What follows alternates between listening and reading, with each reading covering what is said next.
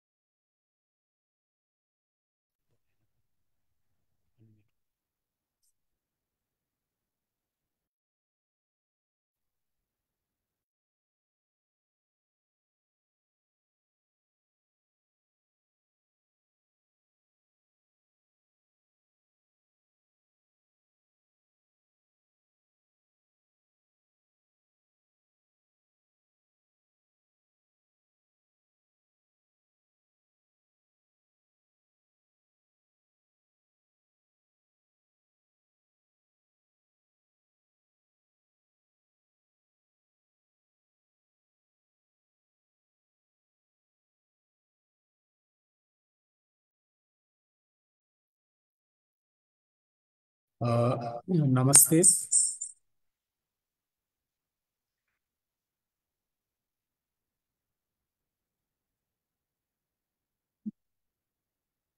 मेरो आवाज सुनिरहेछ नि?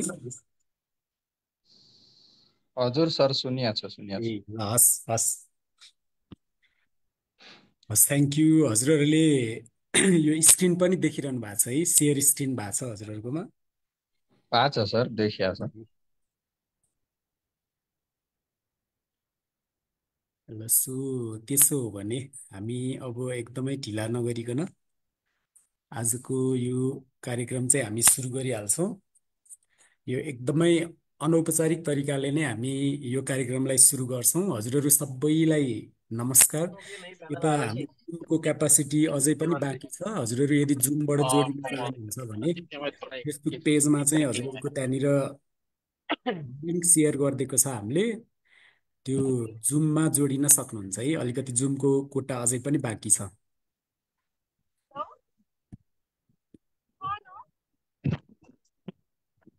अनम्युट म्युट म्युट गर्नु होला। यहाँ अनम्युट भएको छ हाम्रो प्रमोद कुमार सरको।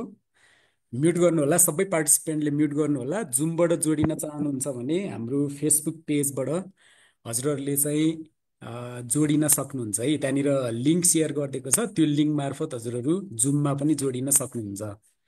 जुममा जोडिनु भयो भने चाहिँ हामी आज चाहिँ हामीले लिने प्रश्न भनेको जुमबाट लिन्छौँ। अनि शुक्रबार यसै गरी हामी कार्यक्रम गर्नेछौँ हजुरहरूसँग। अर्को शुक्रबार चाहिँ हामी तपाईँहरूले फेसबुकमा लेख्नु भएको कमेन्टहरूको सँगसँगै अरू विशेष गरी आज हामी सामाजिक सुरक्षा योजना अन्तर्गत प्राप्त हुने सुविधाहरूको बारेमा बढी फोकस भएर कुरा गर्छौँ। अनि आज हजुरहरूले फेसबुक पेजमा राख्नु भएको हुन्छ नि जिज्ञासाहरू लगायतलाई लिएर हामी अर्को हप्ता फेरि पनि लाइभ गर्ने जानकारी गराउँदै हजुरहरू सबैलाई स्वागत गर्दै सामाजिक सुरक्षा कोषको तर्फबाट हामी आजको कार्यक्रमलाई सुरु गर्दैछौँ। आज चाहिँ हामीले अघि पनि मैले भने वैदेशिक क्षेत्र सामाजिक सुरक्षा योजना, विशेष गरी यसमा वैदेशिक रोजगारीमा रहेका व्यक्तिको लागि सामाजिक सुरक्षा सचेतना कार्यक्रम भाग 1 भनेको छौँ। यो भाग 1 चाहिँ किन हामीले भनेको भन्दाखेरि आज हामीले सबै कुराहरू कभर गर्न भ्याउँदैनौँ। आज भनेको हामी सामाजिक सुरक्षा योजनामा सहभागी हुँदाखेरि हामीले के कुरा प्राप्त गर्छौँ, सुविधाको सन्दर्भमा हामी फोकस हुन्छौँ। त्यो सामाजिक सुरक्षा योजना के हो, त्यो योजनामा आबद्ध हुँदाखेरि चाहिँ हामीले के सुविधा पाउँछौँ भन्ने कुरा फोकस गर्छौँ। अनि अर्को भागमा सम्भवतः हामी अर्को फ्राइडे यसै गरी हजुरहरूलाई नोटिस गरेर कार्यक्रम गर्छौँ। त्यतिखेर चाहिँ नि हामीले आबद्ध हुने प्रक्रिया, अनि त्यसपछि विदेशबाट भुक्तानी गर्ने प्रक्रियाहरू अनि लगायत आज जति पनि फेसबुक पेजमा हजुरहरूले प्रश्नहरू राख्नुहुन्छ त्यो प्रश्नहरूको एन्सर दिने गरी अर्को हप्ता चाहिँ हामीले लाइभ गर्छौँ। अब आजको मैले अघि पनि भनिहालेँ सामाजिक सुरक्षा कार्यक्रम भन्नाले यो वैदेशिक रोजगारीमा रहनुहुने श्रमिकहरूको सामाजिक सुरक्षा कार्यक्रम के हो, यसमा आबद्ध हुँदाखेरि के कुराहरू प्राप्त गर्न सकिन्छ भन्ने कुरा हामीले फोकस गर्छौँ। जस्तो यहाँनिर हजुरहरूले हेर्न सक्नुहुन्छ, वैदेशिक रोजगारीमा जाने श्रमिकहरूलाई पेन्सन सहितको सामाजिक सुरक्षा दिनु भनेर यो 2079 चैत 8 गतेको एउटा न्युज कभरेज मैले हजुरहरूलाई राखेको छु यहाँनिर। यो भनेको हाम्रो योजना चाहिँ 2079 चैत 8 गते औपचारिक रूपमा घोषणा भएको भनेपछि जो जति मान्छे अहिले हामीसँग आबद्ध हुनुहुन्छ उहाँहरू 2079 चैत 8 पछाडि जोडिनु भएको। अनि त्यसको लागि चाहिँ नि सामाजिक सुरक्षा कोषले मन्त्रालयसँग, नेपाल सरकारसँग सहकार्य गरेर वैदेशिक रोजगारमा रहेका श्रमिक र विदेशमा स्वरोजगारमा रहेका व्यक्तिको लागि योगदानमा आधारित सामाजिक सुरक्षा योजना सञ्चालन कार्यविधि भन्ने स्वीकृत गरेको छ। अनि त्यही कार्यविधि अन्तर्गत चाहिँ हामीले यो सुविधाहरू प्रदान गर्ने गर्छौँ। अब के हो त यो भनेको, हामी एकदमै बेसिकबाट आजको छलफल भनेको सुविधाको सन्दर्भमा भएको भएर हामी एकदमै बेसिकबाट कुरा गर्छौँ। यो सामाजिक सुरक्षा योजना भनेको चाहिँ के हो त होइन भनेर अलिकति के अरे हेरौँ। जस्तो हामी के भन्छौँ भन्दाखेरि तपाईँ हामी मानौ न कुनै एउटा पेसा व्यवसाय गरिराखेको छौँ। त्यो पेसा व्यवसाय गर्दै गर्दाखेरि हाम्रो अपेक्षा चाहिँ के हुन्छ भन्दाखेरि एउटा कुनै निश्चित के अरे भनौँ न निश्चित तरिकाले हाम्रो पेसा व्यवसाय विस्तार हुँदै जान्छ। अनि हामीले चाहिँ नि भनौँ न एउटा निश्चित अवधि पछाडि चाहिँ सोचे अनुसारको कुनै एउटा प्रतिफल, जस्तो यो वर्ष हामीले व्यवसाय सुरु गऱ्यौँ, त्यसमा अर्को वर्ष अलिकति एड हुन्छ, अर्को वर्ष अलिकति एड हुन्छ भन्दाखेरि आफ्टर 10 इयर्स 10 वर्ष पछाडि 15 वर्ष पछाडि यति वर्ष पछाडि चाहिँ म चाहिँ आर्थिक हिसाबले यो अवस्थामा पुग्छु भनेर प्लान गरेको हुन्छौँ होइन, त्यस्तै अर्थतन्त्रको पनि हुन्छ, त्यस्तै चाहिँ हाम्रो जीवन चक्रको पनि हुन्छ। भनेपछि हाम्रो अपेक्षा के हुन्छ भन्दाखेरि हामीले चाहिँ त्यो अप्ठ्यारो परिस्थिति नआउँदाको अवस्थामा एउटा परिकल्पना गरेको हुन्छौँ कि अप्ठ्यारो परिस्थिति आएन भने आगामी 2 वर्षमा मेरो आर्थिक स्थिति यहाँ पुग्छ, अथवा अर्को वर्ष मैले यस्तो गर्न सक्छु, त्यस पछाडिको वर्ष मैले यस्तो गर्छु भनेर त्यसरी चाहिँ हामीले प्लान गरेको हुन्छौँ। तर भइदिन्छ के भन्दाखेरि हामीले सोचेको जस्तो सधैँ एउटै तरिकाले हाम्रो जीवनमा अथवा हाम्रो आर्थिक अवस्थामा अथवा देशको अर्थतन्त्रमा एकै प्रकारको प्रभाव हुँदैन। एकदमै असामान्य उतार चढावहरू व्यक्तिले झेल्नु पर्ने हुनसक्छ है, जुन चाहिँ हामीले सोच्दै सोचेको हुँदैन होइन। अब त्यस्तो असामान्य परिस्थितिमा कहिलेकाहीँ के हुन्छ भन्दाखेरि त्यो परिस्थितिको सामना एउटा श्रमिकले एउटा व्यक्तिले सहजै गर्न नसक्ने पनि स्थिति हुनसक्छ है। भनेपछि परिस्थिति एकदमै असामान्य भयो, त्यो असामान्य परिस्थितिलाई व्यक्ति आफैले ह्यान्डल गर्न नसक्ने अवस्था पनि हुनसक्छ है। भनेको त्यसलाई हामी जोखिमहरू भन्न सक्छौँ। त्यो जोखिमको क्षणमा हाम्रो जीवनचक्रमा आइपर्ने, हामी आमाको पेटमा हुँदादेखि हाम्रो डेथ नहुँदासम्म त्यो जीवनचक्रमा आइपर्ने विभिन्न जोखिमहरू हुन्छन्। त्यो जोखिमको क्षणमा व्यवस्थापनको लागि, त्यो जोखिमलाई व्यवस्थापन गर्नको लागि राज्यले अवलम्बन गर्ने प्रणालीलाई चाहिँ हामी सामाजिक सुरक्षा भन्छौँ। भनेपछि यो के रहेछ भन्दाखेरि हाम्रो जीवनमा आइपर्ने असहज परिस्थिति, जुन परिस्थितिको हामीले परिकल्पना गरेको नगरेको हुन सक्छौँ, परिकल्पना नै नगरेपछि त्यसको लागि भनेर कुनै पनि हामीले आर्थिक जो पनि नगरेको हुनसक्छ, त्यस्तो अवस्थाबाट व्यक्तिलाई पार लगाउनको लागि र उसलाई चाहिँ गरिबीको चक्रमा पर्न नदिनको लागि राज्यले अवलम्बन गर्ने संरक्षणको प्रणालीलाई हामी सामाजिक सुरक्षा भनेर भन्छौँ है। अब वैदेशिक क्षेत्रको योजना कस्तो खाले योजना हो त, अलिकति हामीले यो पनि छलफल गर्न आवश्यक छ होइन। भनेपछि हामीले यो जुन अहिले छलफल गरिराखेको छौँ जोखिमहरूलाई पार लगाउने राज्यको एउटा प्रणाली त भन्यौँ हामीले, त्यो प्रणाली चाहिँ विशेष गरी औपचारिक क्षेत्रको फरक छ, अनौपचारिक क्षेत्रको फरक छ है। स्वरोजगारहरूको लागि छुट्टै योजना छ अनि वैदेशिक क्षेत्रको लागि छुट्टै योजना छ। भनेपछि यो वैदेशिक क्षेत्रका श्रमिकहरूको लागि लक्षित गरेर हामीले जुन योजना बनाएको छौँ त्यो योजना चाहिँ कस्तो हो त भनेर अलिकति छलफल गरौँ। यसलाई चाहिँ हामीले कसरी बुझ्नु पर्यो भन्दाखेरि वैदेशिक रोजगारीलाई रोक्न सकिँदैन, तर त्यसलाई सुरक्षित गर्नुपर्छ भन्ने मान्यतामा आधारित एकपक्षीय प्रणाली हो है यो चाहिँ है। भनेपछि यसले के भन्न खोजेको भन्दाखेरि वैदेशिक रोजगारी रोक्न सकिँदैन, दुईटा कारण छ। एउटा कारण भनेको चाहिँ देश जति समृद्धिको चरणमा जान्छ देशभित्र रोजगारीका अवसरहरू सृजना हुँदै जान्छन्, त्यसले गर्दाखेरि बाध्यात्मक के अरे वैदेशिक रोजगारी चाहिँ रोक्ने सम्भावना हुन्छ त्यो बेलामा है। तर मान्छेको स्वेच्छाले हुने रोजगारी, किनभने रोजगारी भनेको त व्यक्तिको हक पनि त हो नि त। मलाई कुनै एउटा देशमा कुनै एउटा पेसा व्यवसाय गरेर बस्न मन लागेन, अर्को कुनै देशमा गएर म भनौँ न फरक पेसा व्यवसाय गर्छु भनेदेखि त्यो त व्यक्तिको त चोइसको कुरा भयो होइन, व्यक्तिले त्यो छनौट गर्न पाउने भयो।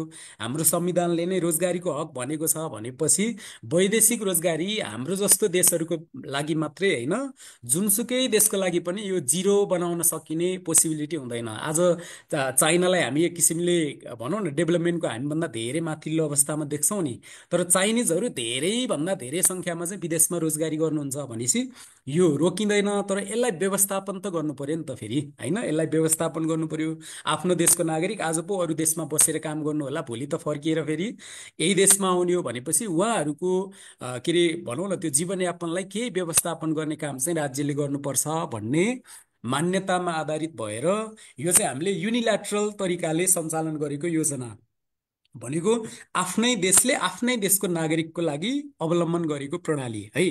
यो मल्टिल्याटरल होइन, बहुपक्षीय होइन। यसलाई हाम्रो के अरे दीर्घकालको उद्देश्य चाहिँ के हो त, यसलाई चाहिँ द्विपक्षीय बनाउने अथवा बहुपक्षीय बनाउने, ताकि तपाईँ रोजगारीमा गएको देशले पनि तपाईँको सामाजिक सुरक्षाको विषयमा केही बोलोस् होइन। द्विपक्षीय हुँदा चाहिँ के हुन्छ भन्दाखेरि ल मानौँ न फर इक्जाम्पल हाम्रो श्रम के अरे जति पनि देशसँग श्रम सम्बन्ध कायम भएको छ, त्यो श्रम सम्बन्ध कायम भएको देशको सरकार र हाम्रो देशको सरकार बिच चाहिँ सामाजिक सुरक्षा प्रदान गर्ने विषयमा पनि सम्झौता हुन्छ है। श्रम सम्झौता गर्दाखेरि सामाजिक सुरक्षाको विषयमा पनि एकदमै क्लियर तरिकाले मेन्सन हुन्छ, त्यो अनुसार सामाजिक सुरक्षा दिनुपर्छ भन्ने यो अन्तर्राष्ट्रिय श्रम सङ्गठनको मान्यता चाहिँ त्यही हो। उसले चाहिँ के भन्छ भन्दाखेरि नेसनालिटीको आधारमा कुनै पनि देशले श्रमिकहरूलाई विभेद गर्न पाउँदैन। नेपालमा काम काम गर्छ भने इन्डियाबाट आएर काम गरे पनि, चाइनाबाट आएर काम गरे पनि, अर्को कुनै देशबाट आएर काम गरे पनि नेपालको सामाजिक सुरक्षा त्यो नागरिकले पाउनुपर्छ। हाम्रो कुनै नागरिक अरू देशमा गएर काम गर्नुहुन्छ भने, फर इक्जाम्पल साउथ कोरियामा गएर काम गर्नुहुन्छ भने साउथ कोरियाले पनि हाम्रो देशको नागरिकलाई उनीहरूको नागरिकलाई दिने सामाजिक सुरक्षा नै दिनुपर्छ भन्ने यो मान्यता हो। तर त्यो अवस्थामा हामी पुग्न सकेको छैनौँ। त्यो अवस्थामा पुग्नको लागि एक किसिमले प्रेसर क्रिएट गर्नको लागि पनि हामीले यो युनिल्याटरल एकपक्षीय कार्यक्रम भए पनि हामीले सुरु गरेको छौँ है। अनि अर्को कुरा चाहिँ हामीले ख्याल गर्नुपर्ने यो योजनाको अर्को एउटा विशेषता भने चाहिँ के हो भने, यो योजना चाहिँ जस्तो हामी कहिलेकाहीँ भनिराखेको हुन्छौँ, जस्तो हामीले बिमा गरिराखेको छौँ, कल्याणकारी कोषमा पैसा पठाइराखेको छौँ, सामाजिक सुरक्षा कोष पनि किन भन्ने खाले प्रश्नमा चाहिँ जस्तो अरू योजना भन्दा अलिकति पृथक हाम्रो के हो भन्दाखेरि यसले चाहिँ आयको निरन्तरता, अप्ठ्यारो परिस्थितिमा न्यूनतम भए पनि आम्दानीको निरन्तरता र परिवारको सुरक्षामा केन्द्रित हुन्छ हाम्रो योजना चाहिँ है। भनेपछि कसरी बुझ्नु पर्यो भन्दाखेरि जुन प्रणालीमा अहिले विदेशमा रहनुहुने नेपाली नागरिकहरू आबद्ध हुनु भएको छ, योगदान गरिराख्नु भएको छ, त्यो योगदान गर्ने नागरिकहरूलाई राज्यले एकपक्षीय रूपमा कार्यक्रम सञ्चालन गरेको रहेछ।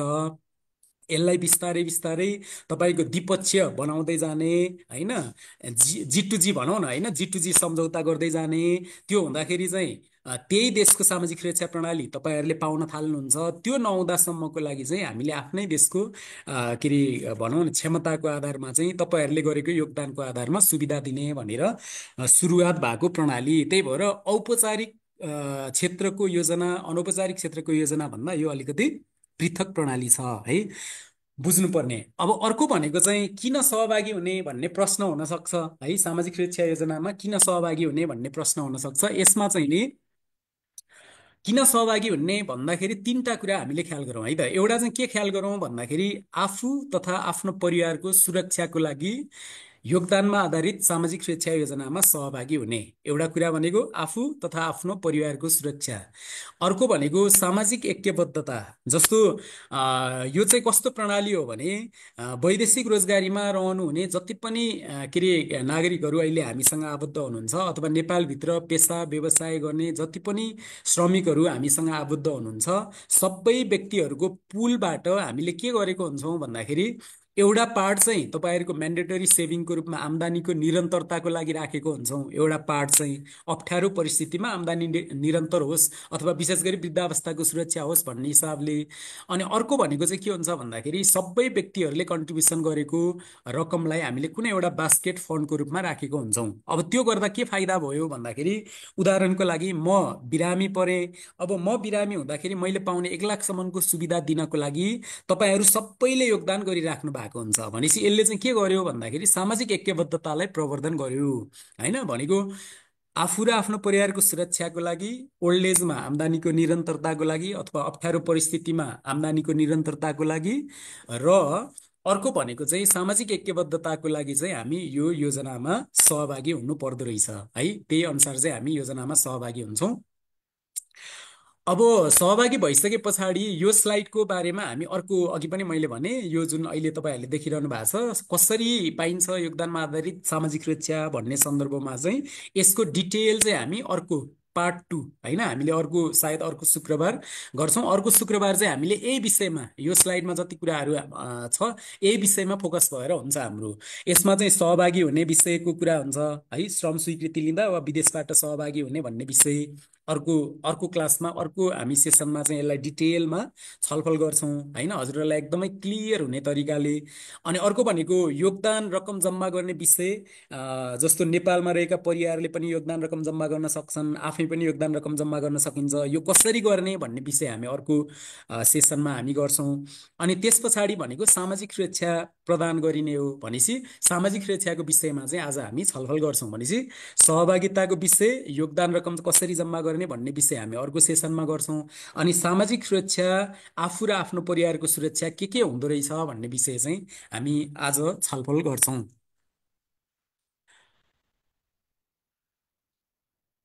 मैले चाहिँ नि यो कार्यविधिको एकदमै लामो भाषाहरू नराखिकन एकदमै बुझ्ने हिसाबले राखेको छु। तपाईँहरूलाई त्यस्तो कन्फ्युजन केही भयो भने हामी लास्टमा जुममा जोडिनु हुने सर म्याडमहरूको चाहिँ लास्टमा हामी प्रश्न लिन्छौँ। यता फेसबुक लाइभमा हजुरहरूले कमेन्टमा लेख्नुभयो भने त्यसको पनि हामी पछि सम्बोधन गर्छौँ है। अब कोषबाट प्राप्त हुने सुविधा मेन आजको छलफलको विषय नै यही हो। अगाडिका सबै पृष्ठभूमिका कुराहरू हुन्। मेन छलफलको विषय भनेको कोषबाट प्राप्त हुने सुविधा अथवा एउटा योगदानकर्ताले सामाजिक सुरक्षा कोषमा योगदान गर्दै गर्दाखेरि चाहिँ के सुविधा पाउँछ भन्ने विषय। यसमा चाहिँ हाम्रो चारवटा योजनाहरू छ। यो अन्तर्राष्ट्रिय श्रम सङ्गठनको एउटा मापदण्ड छ, सामाजिक सुरक्षाको न्यूनतम के अरे मापदण्ड भन्छ जसलाई अन्तर्राष्ट्रिय श्रम सङ्गठनले। त्यो भित्र औषधि उपचारको कुरा हुन्छ, मातृत्व सुरक्षाको कुरा हुन्छ, पारिवारिक सुरक्षाको कुरा हुन्छ, होइन, डेथ हुँदाखेरि आश्रितको सुरक्षाको कुरा हुन्छ, ओल्ड एजको, होइन, दुर्घटनाको सुरक्षाको कुराहरू, यी कुराहरू चाहिँ हुन्छ। अनि हाम्रो कार्यविधिले पनि लगभग त्यही आइएलओको गाइडलाइनलाई टेकेर यो सुविधा योजनाहरू डिजाइन गरेको छ। चारवटा सुविधा योजनाहरू छन्। एउटा चाहिँ दुर्घटना तथा अशक्तता सुरक्षा योजना भन्ने छ, अर्को आश्रित परिवार सुरक्षा योजना भन्ने छ, अनि वृद्धावस्था सुरक्षा योजना भन्ने छ, र लास्टमा औषधि उपचार तथा मातृत्व भन्ने यो पछि यो हाम्रो कार्यविधि संशोधन भइसके पछाडि थप भएको सुविधा योजना। चारवटा सुविधा योजनाहरू छ। यो सुविधा योजनाहरू अन्तर्गत हामीले सुविधाहरू पाउने हो। अब त्यो सुविधाहरू के छन्, होइन, अनि त्यसपछि त्यो सुविधाहरू का सन्दर्भमा केही शर्तहरू हुन्छन् है। सामाजिक सुरक्षा योजना मा आबद्ध भएर योगदान गर्ने श्रमिकले चाहिँ सुविधा पाउने सन्दर्भमा केही शर्तहरू राखेको हुन्छ कार्यविधिले। ती शर्तहरू के छन् भन्ने कुरा चाहिँ हामी अब छलफल गर्छौँ क्रमशः।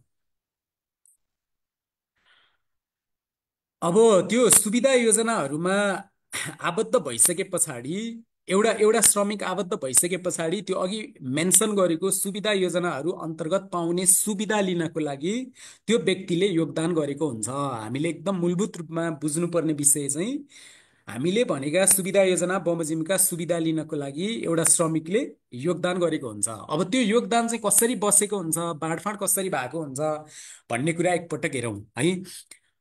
त्यो जति पनि हामीले कलेक्सन गर्छौँ, जति पनि पैसा सामाजिक सुरक्षा कोषमा जम्मा गर्छौँ, जम्मा गरेको पैसा मध्ये 7.48% यो के को भन्दाखेरि नेपाल सरकारले औद्योगिक क्षेत्रका श्रमिकको लागि तोकेको न्यूनतम आधारभूत पारिश्रमिक है। यो श्रमऐनले के भन्छ भन्दाखेरि श्रमऐनले चाहिँ हरेक 2-2 वर्षमा नेपाल सरकारले यो न्यूनतम पारिश्रमिक चाहिँ तोक्ने भन्छ। अनि हाम्रो देशको सरकारले पनि हरेक 2-2 वर्षमा यो न्यूनतम पारिश्रमिक तोकिराखेको हुन्छ। अनि हाम्रो कार्यविधिले चाहिँ के भन्छ भन्दाखेरि नेपाल सरकारले औद्योगिक क्षेत्रको लागि जे पारिश्रमिक निर्धारण गर्छ, 2-2 वर्षमा जुन पारिश्रमिक निर्धारण भएको हुन्छ, त्यो पारिश्रमिकको 21.33% चाहिँ योगदान गर्नुपर्छ भनेर भन्छ। भनेपछि नेपाल सरकारले 2-2 वर्षमा पारिश्रमिक तोक्ने भयो। त्यो तोकिएको पारिश्रमिकको आधारमा, न्यूनतम आधारभूत पारिश्रमिकको आधारमा चाहिँ हामीले योगदान गर्नु पर्यो 21.33% है। अनि त्यो मध्ये 7.48% चाहिँ यो बिमा योजनाहरूको लागि जान्छ।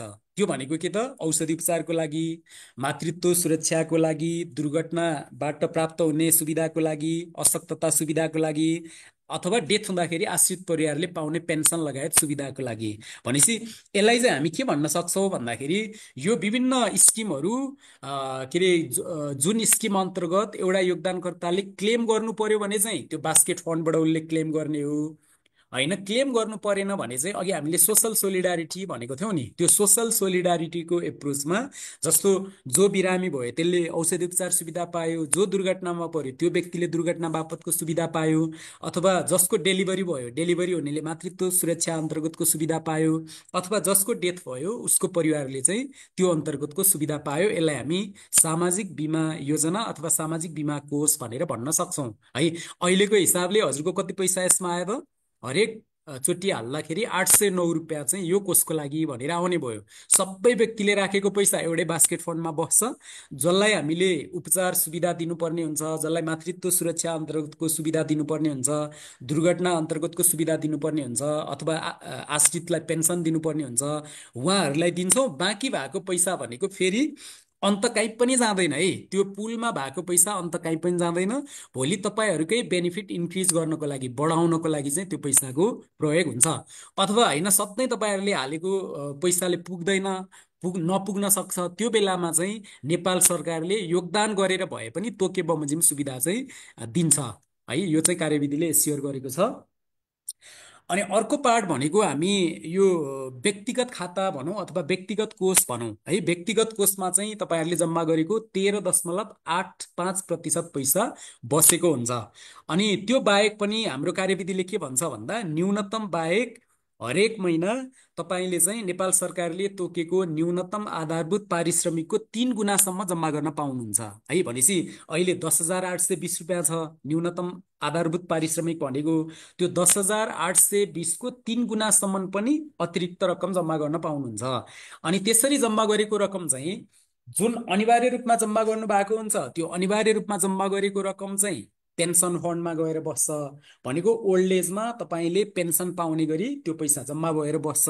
अनि अतिरिक्त रकम मैले यदि त्यो बाहेक पनि जम्मा गरेँ भने त्यसरी अतिरिक्त जम्मा गरेको रकम चाहिँ त्यो अतिरिक्त जम्मा गरेको रकम चाहिँ हाम्रो केमा बस्छ त यो अवकाश बचतको रूपमा बस्छ। भनेपछि के कुरा बुझ्नु पर्यो भने मैले हरेकचोटि राख्दाखेरिको सबै पैसा त्यो चाहिँ राज्यलाई शुल्क तिरेको भनेर बुझ्नु भएन। राज्यलाई तिरेको शुल्क हुँदै होइन है। एउटा 809 रुपियाँको बास्केट फन्ड छ। त्यो बास्केट फन्ड पनि तपाईँहरू जो जो आबद्ध हुनुहुन्छ आबद्ध हुनेलाई सुविधा दिने प्रयोजनमा मात्रै खर्च हुन्छ। त्यो 1 रुपियाँ पनि त्यो फन्डबाट बाहिर हामीले निकालेर चलाउन पाउँदैनौँ है। हामी तपाईँहरूप्रति जवाफदेही भएर त्यो हरेक पैसाको हिसाब हामी दिनुपर्ने हुन्छ, दिन्छौँ है। अनि अर्को भनेको यतापट्टि जुन हामीले 13.85% जम्मा गरेको हुन्छौँ त्यो जम्मा गरेको पैसा भनेको तपाईँको पेन्सनको लागि जम्मा हुन्छ। तपाईँको ब्याङ्कमा खाता खोले जस्तै हो। तपाईँको एसएसआइडी हुन्छ। त्यो एसएसआइडीबाट तपाईँले सबै आफ्नो विवरण चाहिँ चेक गर्न सक्नुहुन्छ। कति पैसा जम्मा भयो, प्रतिफल कति आयो होइन, त्यो सबै कुरा चाहिँ तपाईँले मोबाइल एपबाटै हेर्न सक्नुहुन्छ है। यसरी चाहिँ बाँडफाँड भएको हुन्छ है। यो ख्याल गर्नुपर्ने, यसरी बाँडफाँड भएको हुन्छ। अनि न्यूनतम बाहेक जम्मा गर्नुभयो भने चाहिँ तपाईँले त्यो आवश्यक पर्दा नेपाल फर्किने बित्तिकै है, नेपाल फर्किने बित्तिकै तपाईँले निकाल्न मिल्ने गरी बसेको हुन्छ। त्यसलाई चाहिँ हामी के भन्छौँ, अवकाश बचत भनेर भन्छौँ। यसरी चाहिँ रकमको बाँडफाँड हुन्छ। अब रकम बाँडफाँड भइसके पछाडि हामीले पाउने सुविधाहरू के हुन् त त्यसो भए होइन। त्यो विभिन्न स्किम अन्तर्गत हामीले पाउने सुविधाको छलफल गरौँ अब। अब सबभन्दा पहिलो योजनाको बारेमा हामी छलफल गरौँ। त्यसलाई हामी औषधि उपचार स्वास्थ्य तथा मातृत्व सुरक्षा योजना भन्छौँ। त्यो औषधि उपचार स्वास्थ्य तथा मातृत्व सुरक्षा योजना अन्तर्गत चाहिँ हामीले के सुविधा पाउँछौँ भन्ने हेरौँ। यसमा चाहिँ नि योगदानकर्ताको दम्पति र निजको 18 वर्ष नकटेका छोराछोरीले एक आर्थिक वर्षमा रु 1 लाख बराबरको औषधि उपचार सुविधा पाउनुहुन्छ है। यहाँ ख्याल गर्नुपर्ने यो योगदानकर्ताको लागि पनि हो, अनि योगदानकर्ताको दम्पतिको लागि पनि हो, अनि अर्को भनेको 18 वर्ष नकटेका छोराछोरीको लागि पनि हो। एक आर्थिक वर्षमा 1 लाख बराबरको औषधि उपचार सुविधा पाइन्छ है। अब यसमा चाहिँ नि अलिकति थप के अरे हामी छलफल गर्दै जाउँला। जस्तो 1 लाखको सिलिङ भनेको चाहिँ कस्तो हो भने हजुरहरूले सामाजिक सुरक्षा कोषबाट एक वर्षमा 1 लाखसम्म पैसा पाउने हो। त्यो भन्ने बित्तिकै के भयो भन्दाखेरि त्यहाँनिर हाम्रो कार्यविधिमा दुईटा छ के, यो दुईटा टुक्रा छ। एउटा चाहिँ हामी ओपिडी ट्रिटमेन्ट भन्न सक्छौँ, भर्ना नभइकन गरिने उपचार जसको सीमा चाहिँ 25,000 छ है। अनि अर्को चाहिँ भर्ना भएर गरिने उपचार जसको सीमा चाहिँ 1 लाख छ। भनेपछि कति भयो त, 1 लाख र 1 लाख के अरे 1,25,000 गर्दाखेरि जम्मा जम्मी 1,25,000 भयो। अनि त्यो 1,25,000मा 20% चाहिँ तपाईँ आफैले तिर्नुपर्ने भएको भएर जसले बिरामी भएर त्यो उपचार सुविधा लिन जानुहुन्छ स्वास्थ्य संस्थालाई सहभुक्तानी गर्नुपर्ने भएको भएर कोषबाट चाहिँ कतिसम्म पाउनुभयो, 1 लाखसम्म पाउनुभयो। भनेपछि यसलाई अब कसरी बुझ्नु पर्यो भने हजुरहरू विदेशमा हुनुहुन्छ, वैदेशिक रोजगारीमा विदेशमा काम गरिरहनु भएको छ, नेपालमा हजुरको के अरे दम्पति अथवा 18 वर्ष नकटेका छोराछोरी बिरामी पर्नुभयो होइन। बिरामी पर्दाखेरि हजुरले आफ्नो सामाजिक सुरक्षाको कार्ड त्यो उपलब्ध गराउनु पर्यो परिवारलाई। अथवा यो त भर्चुअल कार्ड पनि कुनै कुनै अस्पतालले मान्नुहुन्न, प्रिन्ट लिएर जानुपर्ने हुन्छ। अन्यथा अवस्थामा तपाईँले मोबाइल एपबाटै सामाजिक सुरक्षाको कार्ड देखाउनु भए पनि हुन्छ है। त्यो कार्ड देखाइसकेपछि चाहिँ अस्पतालले उपचार गरिदिन्छ। 1 लाखसम्म खर्च हुने भयो भने अब तपाईँलाई अस्पतालले कति माग्छ, 20,000 रुपियाँ माग्छ। 80,000 चाहिँ तपाईँको नाममा सामाजिक सुरक्षा कोषले शोध भर्ना गरिदिन्छ।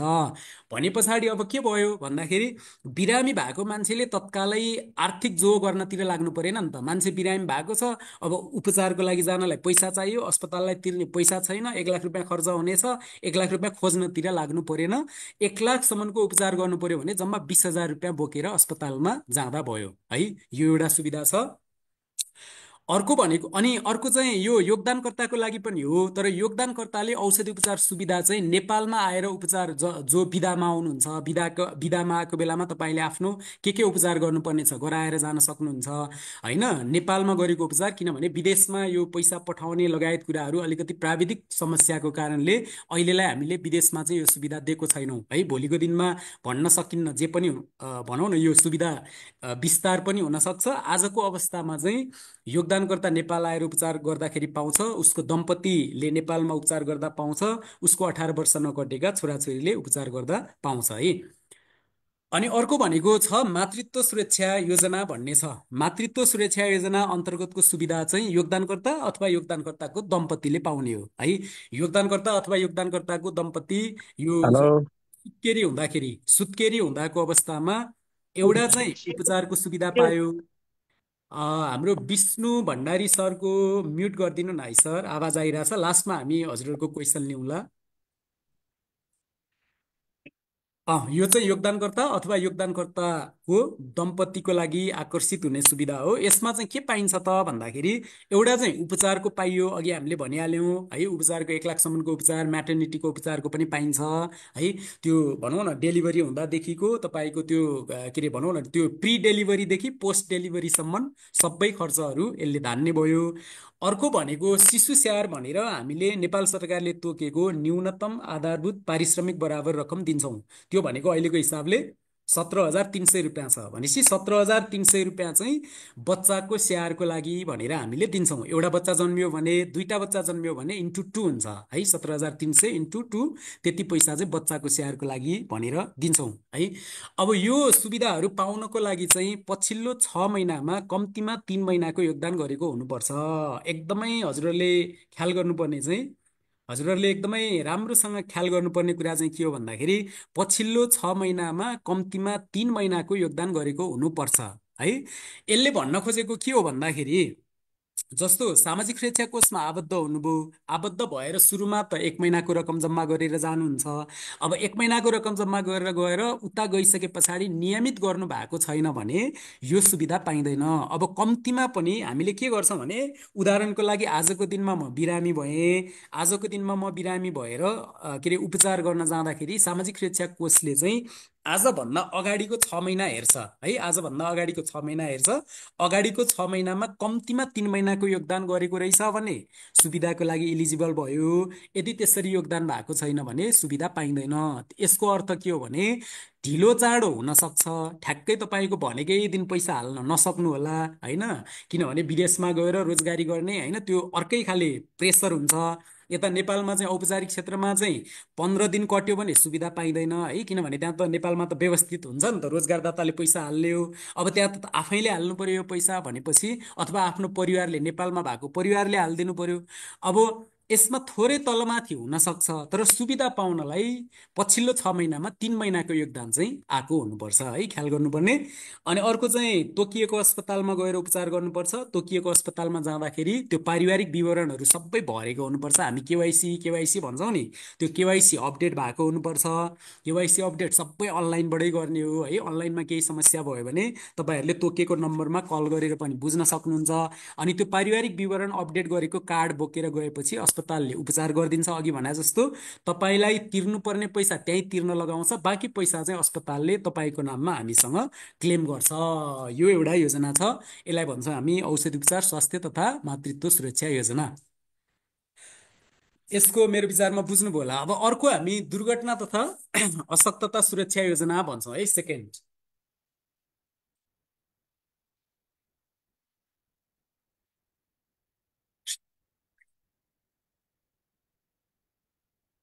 ल अब यो चाहिँ दुर्घटना तथा अशक्तता सुरक्षा योजना भन्छौँ। यो भनेको चाहिँ कस्तो भने, योगदानकर्ता दुर्घटनामा परि नेपालभित्र भर्ना भई उपचार गराउँदा रु 7 लाखसम्मको उपचार खर्च दिने व्यवस्था छ यो योजना अन्तर्गत है।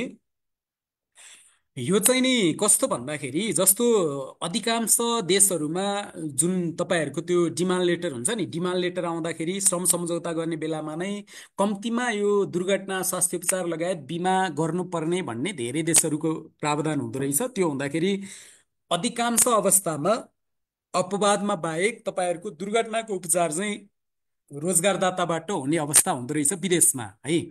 तर समस्या चाहिँ के हुँदो रहेछ भने हामीले यो के अरे कार्यविधि संशोधन गर्ने बेलामा यो हजुरहरू जस्तै योगदानकर्ताहरूको प्रतिनिधिहरूसँग हामीले छलफल गरेको थियौँ। उहाँहरूले के भन्नुभयो भने धेरै देशहरूमा बरु दुर्घटनाको के अरे भनौँ न कम्पनीले उपचार गरिदिन्छ होइन एउटा लेभलसम्मको, अनि त्यस पछाडि चाहिँ बरु उसले नेपाल फर्काइदिन्छ। नेपाल आइसकेपछि चाहिँ उपचार गर्नलाई खर्च लाग्ने हुन्छ, त्यति बेला चाहिँ तपाईँहरूले सुविधा दिनुभयो भने राम्रो हुन्छ भन्ने भइसके पछाडि हामीले नेपाल फर्केर उपचार गर्दाखेरि लाग्ने दुर्घटनाको उपचारको 7 लाखसम्म उपचार खर्च दिने व्यवस्था राखेको हौँ है।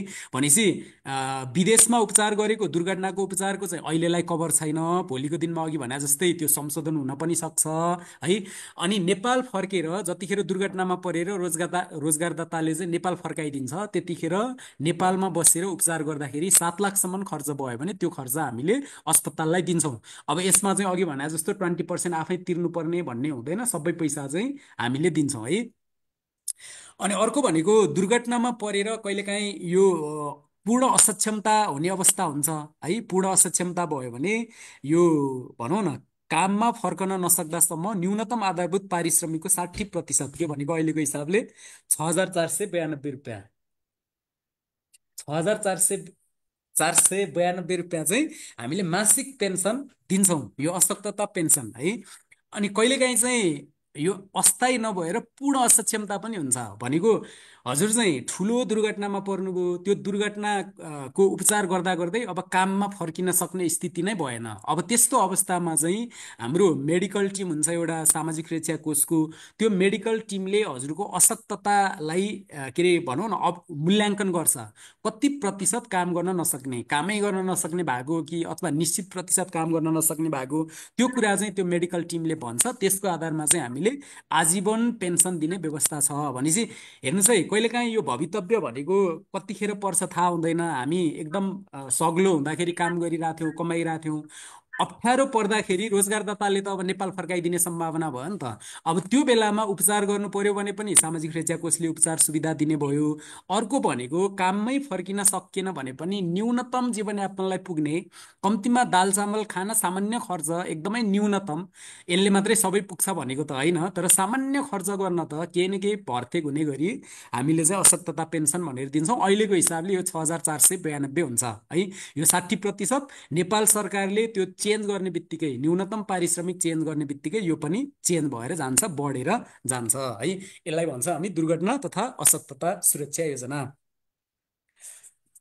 अब त्यसपछि अर्को सुरक्षा योजना छ, त्यसलाई हामी आश्रित परिवार सुरक्षा योजना भन्छौँ। यो आश्रित परिवार सुरक्षा योजना भनेको चाहिँ जुनसुकै कारणले योगदानकर्ताको डेथ भयो है। यो के अरे भनौँ न मान्छेको डेथ भनेको त अनिश्चित हुन्छ, कतिखेर कसरी चाहिँ व्यक्तिको मृत्यु हुन्छ भन्ने ठेगान हुँदैन। जुनसुकै कारणले काम गर्ने सन्दर्भमा होस् अथवा त्यो बाहेक अरू अवस्थामा होस्, जुनसुकै कारणले पनि हाम्रो योगदानकर्ताको डेथ भयो भने हामीले एउटा भनेको यो नियमित आम्दानी छैन परिवारको भने परिवारलाई हामी न्यूनतम आधारभूत पारिश्रमिकको 40% चाहिँ पेन्सनको रूपमा दिन्छौँ।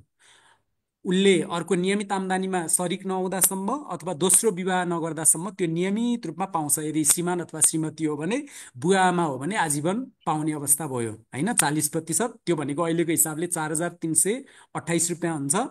अनि अर्को भनेको 21 वर्ष नकटेका छोराछोरी छन् भने, उदाहरणको लागि म वैदेशिक रोजगारीमा हुँदाखेरि मेरो चाहिँ डेथ भयो, अब मैले नियमअनुसार गर्नुपर्ने योगदान सबै गरेको छु, मेरो चाहिँ श्रीमती चाहिँ बेरोजगार हुनुहुन्छ, सामान्य पारिवारिक आम्दानी बाहेक आम्दानी छैन, अब मेरो श्रीमतीले 4,328 रुपियाँ मासिक रुपियाँ पेन्सन पाउँछ भने 18 वर्ष नकटेका छोराछोरी छन् भने फेरि अर्को 4,328 रुपियाँ उसले पनि पाउँछ। भनेपछि यसमा चाहिँ कसरी बुझौँ भन्दाखेरि म विदेशमा भनौँ न, नेपालमा अलिकति आर्थिक कठिनाइ भएर विदेश गएको, विदेशमा काम गर्दा गर्दै मेरो डेथ भयो। अब मेरो डेथ हुँदाखेरि मैले जम्मा गरेको वृद्धावस्था सुरक्षा योजनामा जम्मा गरेको पैसा पनि मेरो श्रीमतीले अथवा के अरे मेरो आश्रित बुवा आमा हो भने बुवा आमाले पाउनुहुन्छ। सँगसँगै मेरो श्रीमती बेरोजगार छ र छोराछोरी 18 वर्ष नकटेका छन् भने 4,300 प्लस अर्को 4,300 भन्दाखेरि हरेक महिना 8,500 जति पैसा चाहिँ मेरो परिवारमा पुग्छ।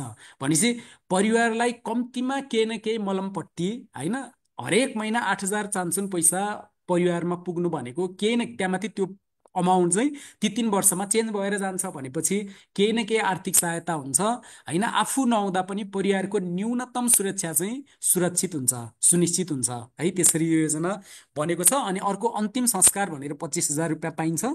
अनि पेन्सन पाउनको लागि चाहिँ 12 महिनामा 9 महिनाको योगदान गरेको हुनुपर्छ। भनेपछि पछिल्लो 12 महिनामा 9 महिना योगदान गरेपछि मात्रै यो योजना एक्टिभ हुन्छ है। अनि अन्तिम संस्कार खर्चको लागि चाहिँ पछिल्लो 6 महिनामा 1 महिना मात्रै पैसा हालेको छ भने पनि अन्तिम संस्कार खर्च चाहिँ पाइन्छ है। भनेपछि पेन्सन इलिजिबल हुन चाहिँ नि 1 वर्षमा कम्तीमा 9 महिना हालेको हुनु पर्यो है। ग्याप धेरै लामो ग्याप हुने बित्तिकै यो स्किमले काम गर्दैन फेरि। अनि अन्तिम संस्कार खर्चको लागि चाहिँ पछिल्लो 6 महिनामा 1 महिनाको मात्रै पैसा हालेको भए पनि हामीले सुविधा दिन्छौँ। यसको सुविधाको प्रक्रिया के हो भन्ने कुरा चाहिँ हामीले अघि सुरुमा पनि भन्यौँ, यो चाहिँ हामी अर्को सेसनमा गर्छौँ है। अब त्यसपछि छ वृद्धावस्था सुरक्षा योजना। वृद्धावस्था सुरक्षा योजना भन्ने छ हामीले जम्मा गरेको अलि धेरै पैसा है, हामीले जम्मा गरेको मध्ये झन्डै 1,500 रुपियाँ चाहिँ यो योजनामा गएर बस्छ है। यो योजनामा गएर बसेको पैसा भनेको हामी अहिले एकदमै सक्रिय जीवन बाँचिराखेको हुन्छौँ है। नेपालमा रोजगारी गरिराखेको हुन्छौँ, विदेशमा गएर रोजगारी गरिराखेको हुन्छौँ। अब सक्रिय अवस्थामा व्यक्तिले अरू पनि आम्दानीका स्रोतहरू हुन्छ, अरू पनि आम्दानीका स्रोतबाट उसले भनौँ न डे टु डे गर्नुपर्ने खर्चहरू लगायत व्यवस्थापन गरिराखेको हुन्छ।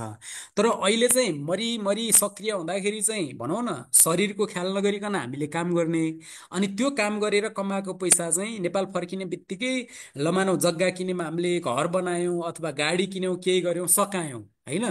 ओल्ड एजमा त फेरि पनि के भयो त, हामीसँग त खर्च गर्ने त पैसा नहुने भयो नि त है। भनेको हामी अहिले जतिसुकै कमाए पनि त्यसलाई हामीले गर्ने भनेको परिवारको ख्याल गर्ने हो। परिवारले भने बमोजिम जग्गा किन्ने हो कि घर किन्ने हो कि के गर्ने हो, फिक्स एसेटतिर लगानी गर्ने हो। प्राय नेपालीले गर्ने त्यही हो। अब हामीले के सोच्दैनौँ भन्दाखेरि बुढेसकालमा मैले अहिले गरेको दुःखबाट केही न केही चाहिँ भर्तेक मेरो बुढेसकाल सजिलो बनाउनको लागि मैले बचत गर्नुपर्छ भन्ने कुरा चाहिँ हामीले ख्याल गर्दैनौँ। अब सामाजिक सुरक्षा कोषमा राखेको पैसा चाहिँ अहिले हजुरहरूलाई के लाग्न सक्छ भन्दाखेरि कोषले चाहिँ जबरजस्ती 60 वर्षसम्म राख्न लगायो भन्ने सोच्न सक्नुहुन्छ। तर जतिखेर 60 वर्ष पुग्नुहुन्छ त्यतिखेर नियमित आम्दानी हुनु र नहुनुमा धेरै फरक हुन्छ है।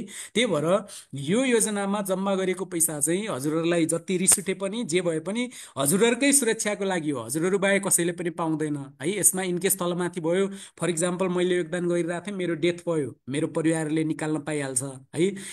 अन्यथा अवस्थामा चाहिँ हाम्रो वृद्धावस्थाको सुरक्षाको लागि यो पैसा जम्मा भएर बस्छ। यसको आधारमा 180 महिना पुगेको छ भने यसबाट चाहिँ हामीले पेन्सन खाने हो है। त्यो नेपालभित्र रोजगारी गरेर विदेशमा रोजगारी गरेर औपचारिक अनौपचारिक जुन जुन क्षेत्रबाट जोडेर भए पनि 180 महिना पुग्यो भने नियमित पेन्सन खाने हो। 180 महिना पुगेन भने 60 वर्ष पछाडि प्रतिफल सहित हरेक वर्ष हामीले प्रतिफल दिएको हुन्छौँ है, ब्याज दिएको हुन्छौँ। अनि त्यो ब्याज सहित हरेक वर्ष थपिएको ब्याज सहित तपाईँको पैसा चाहिँ एक्युमुलेट हुँदै हुँदै हुँदै गएको हुन्छ है। हामी चक्रिय ब्याज भन्थ्यौँ नि होइन, त्यो चक्रिय ब्याजको हिसाबले चाहिँ त्यो बढ्दै गएको हुन्छ।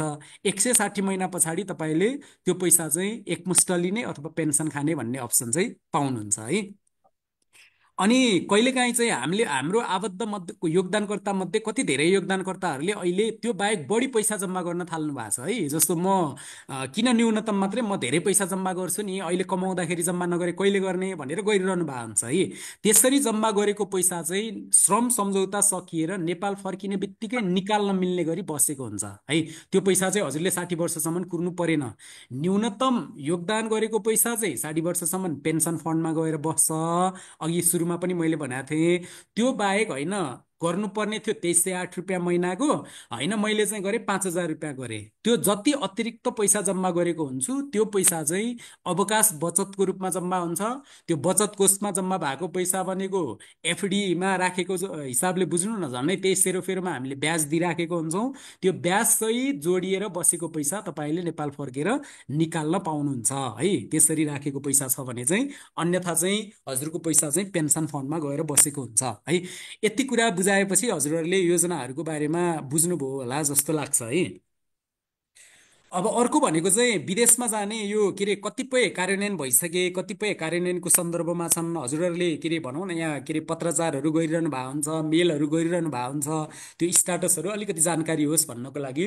जस्तो सामाजिक सुरक्षा योजनामा सहभागी भएको व्यक्तिले कम्तीमा 6 महिनाको योगदान एकैपटक गर्यो भने है, कम्तीमा 6 महिनाको योगदान एकैचोटि गर्यो भने उसले भनौँ न त्यो प्रिमियम रकममा, प्रिमियम भनेको जुन 2308 रुपियाँमा एउटा चाहिँ 1500 चान्चुन थियो, एउटा चाहिँ कति थियो त 808 रुपियाँ जति थियो नि, त्यो 808 रुपियाँमा चाहिँ हजुरले 10% चाहिँ छुट पाउनुहुन्छ है, एकैचोटि जम्मा गर्दाखेरि है। 808 1 महिनाको भयो भने 6 महिनाको त्यो जम्मा गरेको टोटल अमाउन्टमा 10% चाहिँ हजुरले छुट पाउनुहुन्छ। यो छुट चाहिँ कार्यान्वयन भइसकेको छ है।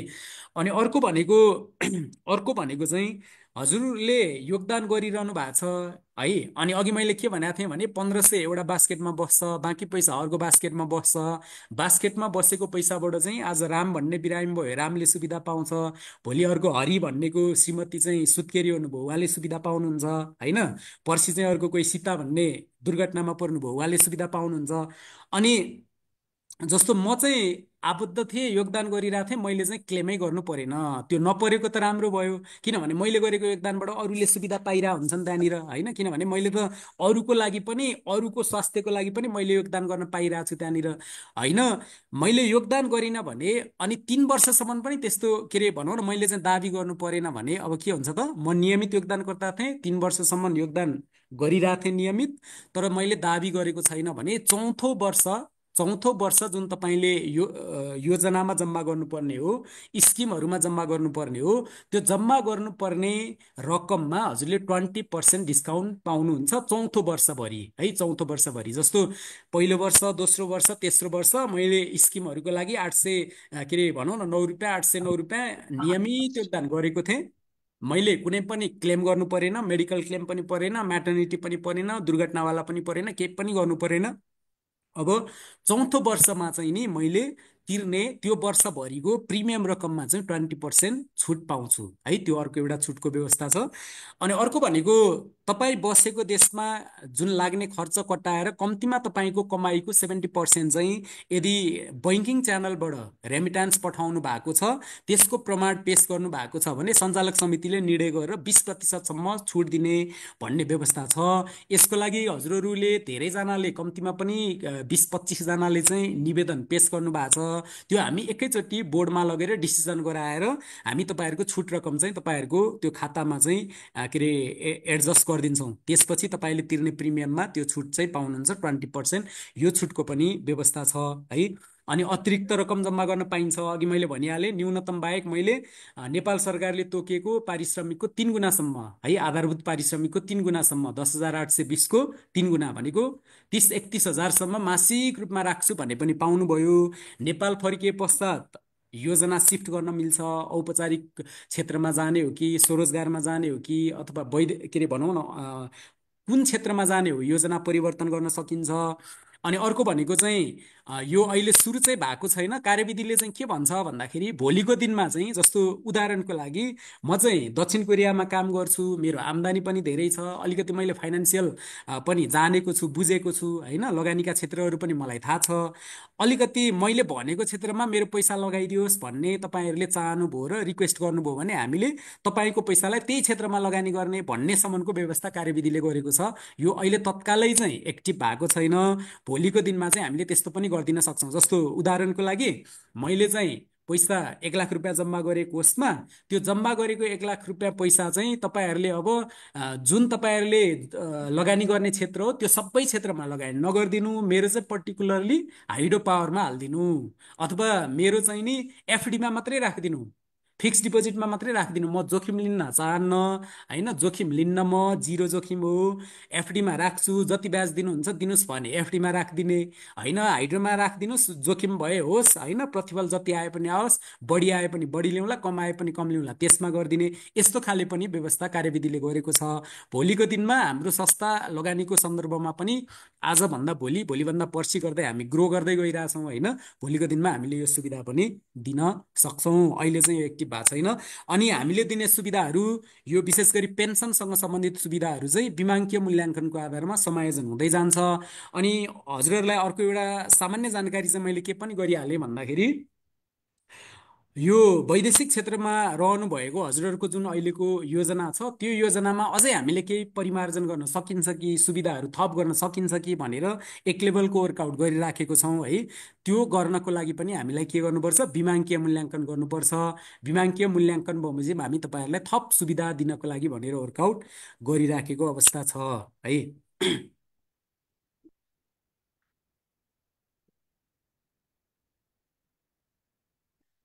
अब एउटा मात्रै स्लाइड छ छलफल गर्ने, अनि हामी अर्को सेसनमा, विशेष गरी अर्को हप्ता हुने सेसनमा चाहिँ हामी यो प्रक्रियाहरूको बारेमा गर्छौँ।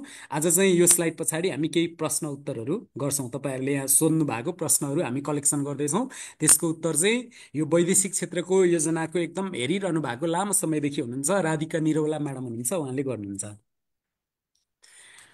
अब अलिकति हजुरहरूलाई के हुँदैछ त, पैसा पठाइराखेको छ, कोषले के गरिरहेछ, यो पैसा कहाँ जाने हो तनाव, होइन। किनभने बचत गर्ने मलाई पनि हुन्छ, स्वाभाविक हो, होइन। आफूले त्यहाँ पैसा राखेको छु भनेपछि त्यसको सरोकार हुनु एकदमै राम्रो, सरोकार हुनै पर्छ, होइन। सरोकार जति धेरै हजुरहरूले प्रश्न गर्नुहुन्छ, जति धेरै सुझाव दिनुहुन्छ, जति धेरै ख्याल गर्नुहुन्छ नि, त्यति नै धेरै कोष चाहिँ सशक्त हुँदै जान्छ। हामीले केही कुराहरू गर्दैछौँ, है। यो केही कुरा गर्दैछौँ, यसलाई भनौँ न ठ्याक्कै यति समयभित्र भन्ने हुँदैन, तर हामीले केही नयाँ कामहरू हजुरहरूको लागि गर्दैछौँ।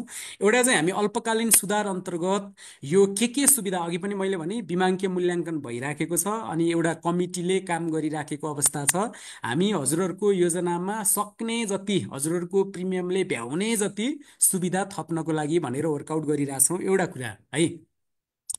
अब अर्को चाहिँ विदेशबाट रकम पठाउन हामी सहजीकरण गरिरहेछौँ। पहिला हाम्रो चाहिँ अहिले फेरि यसमा चाहिँ बुझ्नुपर्ने के हो भने, हजुरहरूले एकमुष्ट रेमिट्यान्स परिवारलाई पठाइदिनु भयो, नेपालमा भएको परिवारले नै योगदान गरिदिन पनि मिल्छ, है। फेरि, है, हजुरहरूले विदेशबाटै हरेक महिना गर्नुपर्ने भन्ने होइन, है। त्यसरी बुझ्नु पर्यो। हजुरको परिवार नेपालमा छ, उहाँले मोबाइलले चलाउन जान्नुहुन्छ भनेदेखि मजाले घरमै बसेर हजुरले पठाइदिएको पैसाबाट सामाजिक सुरक्षा कोषमा योगदान गर्न सक्नुहुन्छ। अथवा विदेशबाट योगदान के अरे रकम जम्मा गर्नु पर्यो भने चाहिँ कनेक्ट आइपिएस छ, ई सेवा छ, त्यसपछि खल्ती छ, अनि अहिले पछिल्लो समय रेमिट कम्पनीहरू चाहिँ हामीले थपिरहेछौँ। यसलाई पनि अझै जति सकिन्छ भरपर्दो कसरी बनाउने, कम शुल्कमा पठाउने गरी कसरी बनाउने भनेर हामी सहजीकरणको विभिन्न कामहरू गरिरहेछौँ। अर्को सेसनमा यसको डिटेल, हाम्रो विदेशबाट रकम कसरी पठाउने भन्ने छलफल हुँदाखेरि यसको डिटेलमा अर्को सेसनमा हामी छलफल गर्छौँ। अनि अर्को भनेको योजनाको प्रवर्धनमा विदेश स्थित नेपाली नियोगहरू, सरकारवाला सङ्घ संस्थाहरूसँग सहकार्य गरिराखेको छौँ। विशेष गरी यो अहिले चाहिँ सोसल मोबिलाइजरहरू भन्छौँ नि हामी, है। सोसल मोबिलाइजरहरू हुनुहुन्छ नि, जसले चाहिँ युट्युबमा भिडियो बनाउनुहुन्छ, कन्टेन्टहरू क्रिएट गर्नुहुन्छ, उहाँहरूसँग पनि हामी रिचमा छौँ, होइन। उहाँहरू मार्फत पनि हामीले प्रचार प्रसारको केही काम गरिरहेछौँ। अर्को भनेको विदेशी नियोगहरू, होइन, यो के अरे भनौँ न दूतावासहरू मार्फत पनि हामीले सहकार्य गरेर कामहरू गरिरहेछौँ। हामी जति सकिन्छ तपाईँहरूसँग नजिक नजिक भएर काम गर्ने प्रयत्न चाहिँ गरिराखेको छौँ। यसमा हजुरहरूले आफ्नो सुझावहरू पनि यसो गर्न सकिन्छ भन्ने सुझावहरू दिन सक्नुहुन्छ। अनि अर्को चाहिँ हामीले अलिकति लामो समय लाग्छ, तर हामीले गर्नुपर्ने र हामीले के अरे भनौँ न अलिकति काम सुरु गरेको भनेको चाहिँ सम्बन्धित देशको सामाजिक सुरक्षा प्रणालीमा तपाईँहरूलाई आबद्ध गराउने हो, है। त्यो भनेको चाहिँ के हो भने, कोरियामा हुनुहुन्छ, कोरियाको नागरिकले जुन सामाजिक सुरक्षा पाउँछ त्यही सामाजिक सुरक्षा तपाईँले पनि पाउने हो। अनि त्यो सामाजिक सुरक्षा प्रदान गर्ने संस्था मार्फत हुने भुक्तानी चाहिँ नेपाल फर्किसकेपछि सामाजिक सुरक्षा कोषमा हस्तान्तरण हुन्छ, अनि हामीले चाहिँ तपाईँको बेनिफिट डिस्ट्रिब्युट गरिदिने हो। त्यो लाइनमा हामीले काम अलिअलि सुरु गरेको छौँ। यो चाहिँ फेरि हामी कोषले एक्लै सक्दैन, यसमा परराष्ट्र मन्त्रालय जोडिन्छ, दूतावास जोडिन्छ, सबभन्दा महत्त्वपूर्ण कुरा हाम्रो मन्त्रालय जोडिन्छ, है। मन्त्रालयसँग सहकार्य गरेर हामीले यो काम चाहिँ सुरु गरेको छौँ। अनि अर्को भनेको चाहिँ यदि जुन जुन देशमा सजिलो हुन्छ सकिन्छ यो गर्ने, जुन देशमा सकिँदैन हामी बिस्तार बिस्तार अब के भन्छौँ भन्दाखेरि यो रोजगारदाताले पनि केही न केही योगदान चाहिँ गरिदिनु पर्यो भनेर हामी त्यसरी रोजगारदातालाई चाहिँ अलिकति भार चाहिँ बोकाउने गरी हामीले गर्न सक्छौँ भनेर हामीले वर्कआउट गरिरहेछौँ, हामीले मन्त्रालयलाई अनुरोध गरिरहेछौँ। अब डिमान्ड ल्याउँदाखेरि नै, डिमान्ड लेटर ल्याउँदाखेरि नै स्यालेरी यति भनेर पुगेन, स्यालेरी बाहेक अब सामाजिक सुरक्षाको चाहिँ कि त उसको देशको सामाजिक सुरक्षाको प्रत्याभूति दिनु पर्यो, होइन भने नेपालको सामाजिक सुरक्षा कोषमा चाहिँ गर्नुपर्ने योगदानको यति प्रतिशतसम्म रोजगारदाताले गर्ने भन्ने खाले हुनु पर्यो। त्यो लाइनमा हामी अहिले अघि मैले सुरुमा भने जस्तो युनिल्याटरल छ, तर हामी यसलाई चाहिँ बाइल्याटरल मल्टिल्याटरल बनाउनको लागि चाहिँ हामीले सहकार्यहरू गर्न सुरु गरेको छौँ है। यो आजको भोलि नहोला, तर यो हुन्छ नै है। तपाईँहरू के अरे यसमा चाहिँ निश्चित हुनुहोस्, हामीहरू काम अगाडि बढाइराखेको छौँ। अब प्रेजेन्टेसन लामो गर्दाखेरि यो तपाईँहरूले सुन्न पनि ऊ होला होइन, मैले यहाँ कति कुरा भने कति कुरा भनेन। अब अर्को हप्ता हामी ठ्याक्कै डेट चाहिँ हामी एक दुई दिनमा फिक्स गर्छौँ है। फेसबुक पेजमा हजुरहरू हुन्न भने हाम्रो आधिकारिक फेसबुक पेजमा जोडिनु होला। डेट सम्भवतः हामी फ्राइडे नै गर्छौँ यस्तै समयमा। त्यो कार्यक्रममा चाहिँ हामी भनौँ न अरू पाटोहरू जस्तो केवाइसीको कुराहरू जोडिन्छ, योगदान रकम जम्मा गर्ने कुराहरू जोडिन्छ, ती विविध पक्षहरू प्राविधिक कुराहरू अर्को के अरे सेसनमा हामी गर्छौँ। अहिलेलाई चाहिँ हाम्रो प्रेजेन्टेसनको पार्ट चाहिँ हामी यहीँ इन्ड गर्छौँ है। अब यस पछाडि चाहिँ हाम्रो राधिका निरौला म्याडमले चाहिँ हजुरहरूले यहाँ राख्नु भएको च्याट बक्समा राख्नु भएको प्रश्नहरूलाई समेटेर त्यो प्रश्नहरूको एन्सर आउने गरी के अरे भनौँ न अहिले रेस्पोन्स गर्नुहुन्छ। छुटेको केही कस्तो रहेछ भने हजुरहरूले फेसबुकमा यो हाम्रो कार्यक्रम हेरेर त्यसको तल कमेन्टमा अझै प्रश्नहरू राख्नुहोस् है। जति धेरै प्रश्न राख्नुहुन्छ अर्को कार्यक्रमलाई त्यति नै धेरै हामीलाई इनपुट हुन्छ। त्यो प्रश्नको जवाफ लिएर हामी अर्को कार्यक्रममा आउँछौँ। अहिलेलाई हाम्रो राधिका म्याडमले केही प्रश्नहरू लिनुहुन्छ। नमस्ते सम्पूर्णमा। तपाईँहरूको क्वेसन ऱ्याङ्किङ अर्डरमा नभए पनि यथासम्भव त्यसलाई एन्सर गर्ने प्रयास गर्नु गइरहेछु। एसएसएफ कन्ट्रिब्युटरले चाहिँ एकपटक वैदेशिक रोजगारीबाट फर्किँदाखेरि टिभीमा जुनैसुकै साइजको टिभीमा जुन छुट पाउने व्यवस्था अन्तर्गत सुविधा लिइसक्नु भएको छ, फेरि अर्को टिभी ल्याउन पाइन्छ कि पाइँदैन भनेर एकजना साथीले राख्नु भएको क्वेसनमा चाहिँ एउटा श्रम स्वीकृतिमा एकपटक मात्र त्यो सुविधा उपभोग गर्न सकिन्छ। एकचोटि एउटा कुनै पनि साइजको टिभी ल्याइसक्नु भएको छ भने उहाँले ट्याक्स छुट पाइसक्नु भएको छ, फेरि चाहिँ त्यही श्रम अवधिमा चाहिँ उहाँले त्यो सुविधा उपभोग गर्नु पाउनु भएन। यो एकचोटिको लागि मात्रै हो। त्यसै गरेर के छ भन्दाखेरि सरले राख्नु भएको थियो लगातार 2 वर्षसम्म कुनै पनि इन्सुरेन्सको बेनिफिट लिएन भने के हुन्छ भन्दाखेरि 2 वर्षसम्म चाहिँ होइन, 3 वर्षसम्म हाम्रो कुनै पनि योगदानकर्ताले चाहिँ कुनै पनि सुविधा लिनु भएन। मेडिकल बापतको, दुर्घटना बापतको अथवा आश्रित परिवारको कुनै पनि सुविधा लिनु भएन भने त्यो सुविधा योजनामा जम्मा भएको रकमको 20% रकम चाहिँ उहाँको पेन्सन स्किममा ट्रान्सफर हुने सुविधा रहेको छ। त्यसै गरेर एकजना साथीले चाहिँ मैले धेरै महिनाको योगदान रकम जम्मा गरिसकेँ तर मेरो मेडिकल स्किम एक्टिभ भएन भन्नुभएको छ। त्यसमा चाहिँ मेडिकल सुविधा एक्टिभ हुनको लागि 3 महिनाको योगदान गरेको हुनु पर्यो र तेस्रो महिना पनि टेकेको हुनु पर्यो। जस्तो मैले आज 1 वर्षको योगदान रकम राखेँ भने पनि मेरो मेडिकल सुविधा चाहिँ वैशाख 1, जेठ 2, असार 3 तेस्रो महिना लागे पछाडि मात्र एक्टिभ हुन्छ। एडभान्समा रकम सुविधा राख्ने सुविधा त भयो, तर मेडिकल सुविधा एक्टिभ हुनलाई चाहिँ तेस्रो महिना चाहिँ टेक्नै पर्ने हुन्छ। त्यसै गरेर सन्ततिले मेडिकल सुविधा पाउनको लागि केवाइसी कसरी गर्ने भनेर एकजना साथीले राख्नुभएको क्वेरीमा चाहिँ तपाईँहरूले ब्राउजरबाट आफ्नो कन्ट्रिब्युटर पोर्टल लगइन गर्नु पर्यो। त्यस पछाडि केवाइसीमा गएर एउटा नयाँ सबमिसन नम्बर लिएर आफ्नो परिवार, आफ्नो दम्पतिको विवरण, पासपोर्ट साइजको फोटो, विवाह दर्ता, अब छोराछोरी पनि भएको अवस्थामा छोराछोरीको पासपोर्ट साइजको फोटो, जन्म दर्ता लगायतका विवरणहरू राखेर केवाइसी अद्यावधिक गर्नु पर्यो। त्यस पछाडि तपाईँहरूले आफ्नै कन्ट्रिब्युटर पोर्टलमा रिपोर्ट्सको रजिस्ट्रेसन भन्ने ठाउँमा गएर आइडी कार्ड डाउनलोड गर्न सक्नुहुन्छ। त्यो आइडी कार्डलाई कुनै माध्यमबाट आफ्नो परिवारमा पुर्याउनुहुन्छ। आइडी कार्डमा चाहिँ सम्बन्धित योगदानकर्ताकै फोटो देखिन्छ तर डिटेल सबै एड भइसकेको हुन्छ। हस्पिटलले गएर तपाईँले जुन आइडी कार्ड दिनुहुन्छ सिस्टममा हेर्नुहुन्छ रेगुलर कन्ट्रिब्युसन छ भने दम्पति र 18 वर्ष मुनिको छोराछोरीले सिधै त्यहाँबाट सुविधा लिन सक्नुभयो मेडिकलको। त्यसै गरेर कुन कुन हस्पिटलमा जान सकिन्छ भन्ने प्रश्नमा हाम्रो वेबसाइटमा गएर हेर्नुभयो भने ssf.gov.np मा त्यहाँ आबद्ध अस्पतालको सूची छ। प्रदेश वाइज सूची राखिदिएका छौँ। त्यहाँ गएर तपाईँहरूले कुन कुन हस्पिटल एसएसएफसँग एमओयूमा गएको छ हेर्न सक्नुहुन्छ। त्यसै गरेर त्यो एसएसएफ एमओयू हस्पिटलहरूको सङ्ख्या कम भयो भन्ने उसमा चाहिँ सामाजिक सुरक्षा कोषले अहिले अन्य हस्पिटल जो एसएसएफ सँग एमओयूमा आएको छैन उहाँहरूलाई चाहिँ कोषमा आबद्ध हुनको लागि नोटिस जारी गरेको छ। त्यस अन्तर्गत चाहिँ धेरै हस्पिटलहरूले आवेदन पनि दिइसक्नु भएको छ। त्यो आवेदनलाई चेक जाँच गरेर हस्पिटलको सम्पूर्ण कुराहरू हेरिसके पछाडि चाहिँ त्यसमा लिस्ट थप्ने काम चाहिँ भइरहेको छ।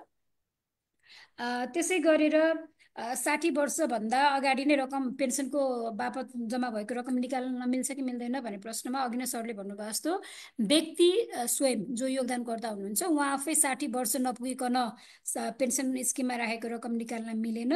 बिचमा केही भइहाल्यो भने आफूले इच्छाएको व्यक्तिले आएर त्यो रकम सम्पूर्ण साउ ब्याज क्लेम गर्न सकिहाल्नु भयो।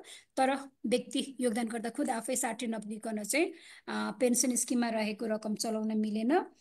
अनि अरू साथीहरूले के पनि राख्नु भएको थियो भने 15 वर्ष योगदान नगरिकन 60 पुग्यो भने के हुन्छ भन्दाखेरि यदि कोही योगदानकर्ता चाहिँ कोषमा योगदान गर्दै हुनुहुन्छ अलिक पछाडि अलिक ढिलो पछाडि उहाँले योगदान गर्न सुरु गर्नुभयो भने र उहाँको योगदान अवधि चाहिँ 15 वर्ष पुगेन 180 महिनाको योगदान अवधि पुगेन भने र उहाँ 60 वर्ष पुग्नु भए पछाडि पेन्सन लिने कि एकमुष्ट रकम निकाल्ने भन्ने अप्सन उहाँले पाउनुहुन्छ। 15 वर्षको योगदान गर्नुभएको छ र 60 वर्ष पुग्नु भएको छ भने उहाँ पेन्सन स्किममै जानुहुन्छ।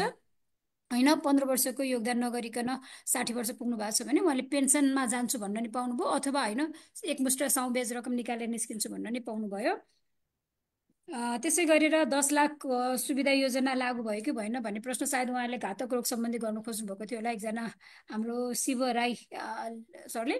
त्यसमा चाहिँ अहिलेलाई यो सुविधा औपचारिक क्षेत्रमा आइसकेको छ भने वैदेशिक रोजगारीमा रहेका श्रमिकहरू जो हुनुहुन्छ उहाँहरूको लागि चाहिँ एउटा जुन कार्यविधि रहेको छ त्यो कार्यविधि संशोधनको क्रममा रहेको छ। त्यो संशोधनले चाहिँ यो घातक रोग सम्बन्धी सुविधा उहाँहरूलाई पनि लागू गर्नको लागि तयारी गरिरहेको छ। त्यो भइसके पछाडि यहाँले जानकारी पाउनुहुन्छ। त्यसै गरेर आफ्नो व्यक्तिगत विवरण कसरी परिवर्तन गर्न सकिन्छ भन्ने प्रश्नमा अघि नै भनिहालेँ। ब्राउजरबाट मात्र केवाइसी अद्यावधि गर्न सकिन्छ अहिलेसम्मको व्यवस्था अनुसार चाहिँ। त्यसको लागि ब्राउजरबाट आफ्नो कन्ट्रिब्युटर पोर्टल लगइन गरेर केवाइसीमा जाने नयाँ सबमिसन नम्बर लिनुहुन्छ अनि आफ्नो जे व्यक्तिगत विवरणहरू छ सबै राखेर भर्नुहुन्छ सेभ सबमिट। त्यसको 24 घण्टा पछाडि तपाईँहरूको केवाइसी भेरिफाई भइसक्यो हुन्छ। अब केवाइसी भेरिफाई भयो भएन भन्ने जानकारी पनि यहाँहरूले आफैले लिन सक्नुहुन्छ। तपाईँहरूले ब्राउजरमा आफ्नो लगइन कन्ट्रिब्युटर पोर्टल लगइन गरिसके पछाडि रिपोर्ट्स भन्ने ठाउँ हुन्छ। रिपोर्ट्सभित्र गएर तपाईँहरूले सबमिसन स्ट्याटस भन्ने ठाउँमा केही पनि नम्बर नराखिकन हेर्नुभयो भने लास्ट तपाईँहरूको जुन केवाइसीको रिक्वेस्ट थियो भेरिफाई भयो अथवा रिजेक्ट भयो त्यही देखिन्छ। अब रिजेक्ट भएको छ कुनै कारणले भने कारण सहित तपाईँहरूलाई नोटिफिकेसन आउँछ यो कागजात पुगेन त्यसैले तपाईँहरूको केवाइसी मिलेन यो कागजात राख्नुहोस् यो विवरण सच्याउनुहोस् भनेर नोटिफिकेसन आउँछ। त्यही अनुसारले यहाँहरूले फेरि त्यही सबमिसन नम्बरमा एकचोटि रिजेक्ट भएको जुन केवाइसी छ त्यही सबमिसन नम्बर पुरानै युज गर्नुहुन्छ र जे सच्याउनु भनेको छ त्यो कुरा मात्र सच्याएर सबमिट गर्नुभयो भने चाँडै नै तपाईँहरूको केवाइसी भेरिफाई भइहाल्छ। त्यस पछाडि भोपाल पाण्डे सरले पनि लामो क्वेसनहरू राख्नु भएको छ। रेमिट बापतको सुविधाको कुरा गर्नुभएको छ। त्यसमा चाहिँ टेक्निकल केही इस्यु सेटल हुन बाँकी भएर जसले वैधानिक च्यानलबाट रेमिट गर्नुभएको छ र एसएसएफमा पनि योगदान गरिरहनु भएको छ उहाँहरूले पाउने डिस्काउन्टको सुविधा दिनलाई अलिकति केही समय लागेको त्यो एकदम फाइनल स्टेजमा पुगिसकेको छ। चाँडै नै त्यो घोषणा हुन्छ। त्यस पछाडि हामीले यसै गरेर नोटिस राखेर जसले वैधानिक च्यानलबाट रेमिट गर्नुभएको थियो र एसएसएफ कन्ट्रिब्युसन गराउनु भएको छ उहाँले पाउने सुविधा क्लेम गर्नुहोला भनेर उहाँलाई नोटिस आउँछ। त्यसै गरेर अर्को प्रश्न चाहिँ 24 महिना मात्र किन एडभान्समा पैसा राख्ने सुविधा दिएको। अब कसैले चाह्यो भने त्योभन्दा बढी समयको पनि गर्न पाउनु योगदान गर्न पाउनुपर्छ भन्ने कुरामा चाहिँ धेरैजना जो एसएसएफमा नियमित योगदान गरिरहनु भएको छ उहाँहरूबाट आएको छ।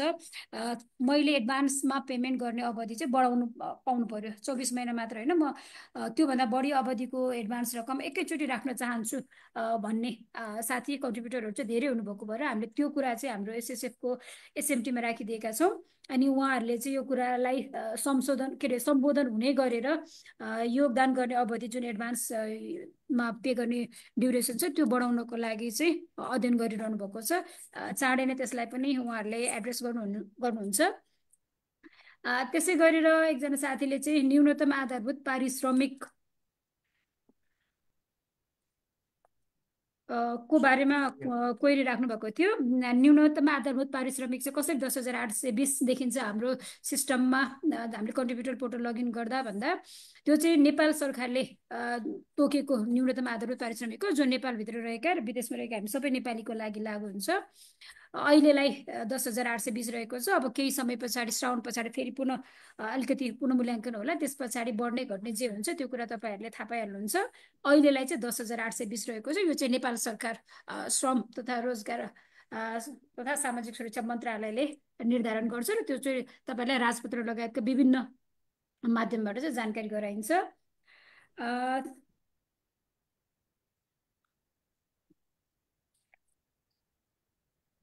त्यसै गरेर एकजना साथीले चाहिँ झप्प पैसा उठाएर फ्याट बन्द हुने त होइन भन्ने प्रश्न पनि राख्नु भएको थियो। यसमा चाहिँ के भन्न चाहन्छु भने सामाजिक सुरक्षा कोष चाहिँ नेपालको संवैधानिक कानुनी व्यवस्था अन्तर्गत स्थापना भएको कोष हो। यसको परिकल्पना चाहिँ हाम्रो संविधानदेखि विभिन्न श्रम ऐन लगायतका विभिन्न ऐनहरूले गरे अनुसार नै कोषको स्थापना भएको हो। अनि कोषले जे नियमहरू बनाउँछ त्यो चाहिँ नेपाल सरकारको अनुमतिमा, नेपाल सरकारको स्वीकृतिमा मात्र बनाउनु पाउँछ। त्यसैले गर्दाखेरि कोष चाहिँ यसरी फ्याट्ट बन्द हुने सम्भावना रहेन। ब्याकअपमा नेपाल सरकार रहेको छ, त्यसैले त्यसतर्फ चाहिँ तपाईँहरू आत्तिनु परेन। अनि डिस्काउन्ट अमाउन्टको बारेमा पनि क्वेसन आएको छ, अटो जेनेरेट हुन्छ कि के हुन्छ भन्दा तपाईँहरूले जतिखेर 7 महिनाभन्दा बढ्ता महिनाको लागि एकैचोटि योगदान रकम जम्मा गर्नुहुन्छ, हाम्रो कन्ट्रिब्युटर पोर्टलमा गएर लगइन गरेर आफ्नो योगदान गर्ने अवधि 7 अथवा त्योभन्दा बढी महिना भनेर चुज गर्नुहुन्छ, जहाँ नम्बर अफ मन्थ्स भन्ने ठाउँमा गएर त्यसो गर्दा चाहिँ तपाईँहरूले त्यहाँ डिस्काउन्ट भन्ने कोलम पनि देख्न सक्नुहुन्छ।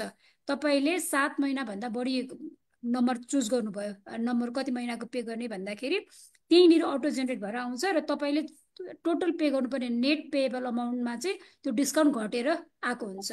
तपाईँहरूले कलेक्सनमा गएर याद गर्नु होला, जतिखेर नम्बर अफ मन्थ्स बढाउनुहुन्छ 7 भन्दा बढी, त्यो बेलामा चाहिँ डिस्काउन्ट अमाउन्ट यति भयो र अब यति मात्र तिर्नुपर्छ भनेर देखिन्छ।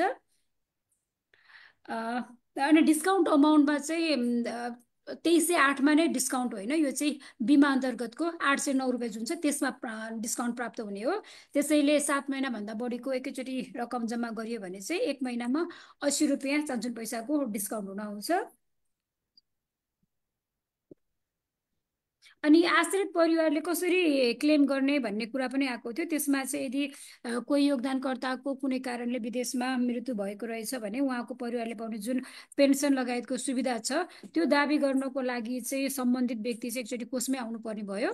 किनभने पेन्सन लगायतको सुविधा भनेको स्पाउजले बाँचुन्जेल पाउने हुनुभयो, आमा बुवा हुनुहुन्छ भने उहाँले पनि बाँचुन्जेल पाउनु हुने भयो। अब को हुनुहुन्छ अविवाहितको हकमा आमा बुवाले, विवाहित हुनुहुन्छ भने श्रीमान श्रीमती र छोराछोरीले पाउने पेन्सन लामो अवधिको हुने हुँदाखेरि चाहिँ उहाँहरू एकचोटि कोषको कार्यालयमा चाहिँ आउनै पर्यो। काठमाडौँमा वरिपरि हुनुहुन्छ भने काठमाडौँ, होइन भने कोषको कार्यालयहरू धेरै ठाउँमा रहेका छन्, कुनै कार्यालयमा जानु पर्यो, आवश्यक कागजातहरू चाहिँ बुझाउनु पर्यो।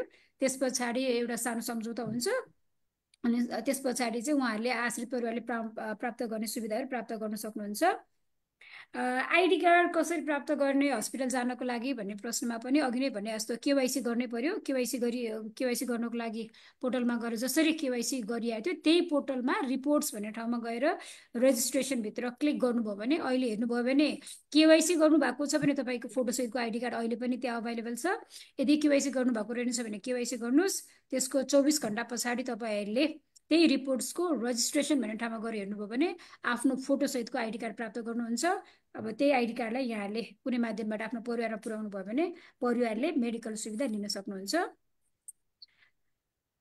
अनि लोन सक्रिय भएन भन्ने पनि एकजना साथीको क्वेरी थियो। त्यसमा वैदेशिक रोजगारीमा रहेका हाम्रो साथीहरूको लागि लोन स्किम लन्च भइसकेको छैन।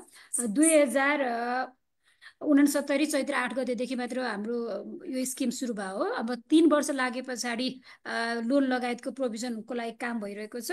अब सेकेन्ड एमेन्डमा त्यसमा चाहिँ तपाईँहरूको यो लोन सम्बन्धी कुरालाई पनि एड्रेस गरेर आउँछ।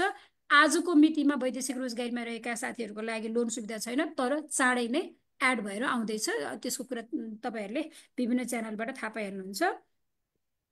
अनि आबद्ध अस्पतालहरूको सूचीको फेरि कुरा आएको छ। यो तपाईँहरूले हाम्रो वेबसाइट ssf.gov.np मा गएर हेर्नुभयो भने आबद्ध अस्पताल भन्ने अप्सन छ। त्यहाँ गएर तपाईँहरूले कुन कुन प्रोभिन्समा कहाँ कुन हस्पिटल छ भनेर हेर्न सक्नुहुन्छ।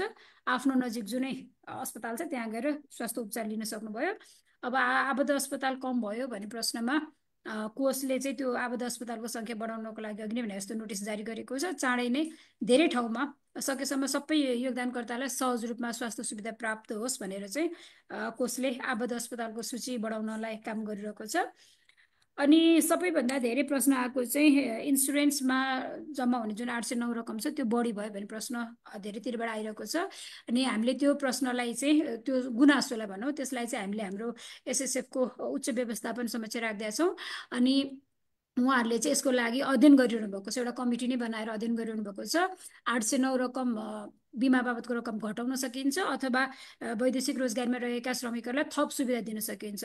त्यसबारेमा चाहिँ दुईटै पक्षलाई हेरेर उहाँहरूले अध्ययन गरिरहनु भएको छ र त्यसलाई चाहिँ अघि नै भने जस्तो दोस्रो संशोधनले त्यसलाई पनि एड्रेस गर्छ भन्ने कुरामा हामी चाहिँ पूर्ण विश्वस्त छौँ। बिमा बापतको रकम जुन बढी भयो भन्ने कुरा छ त्यसलाई एड्रेस चाहिँ हाम्रो दोस्रो संशोधनले गर्ला अथवा त्यही रकममा सुविधाहरू थपिएर आउला। त्यो दुईटामा एउटा चाहिँ कन्फर्म नै हुन्छ भन्नेसम्मको जानकारी चाहिँ हामीलाई प्राप्त भएको छ।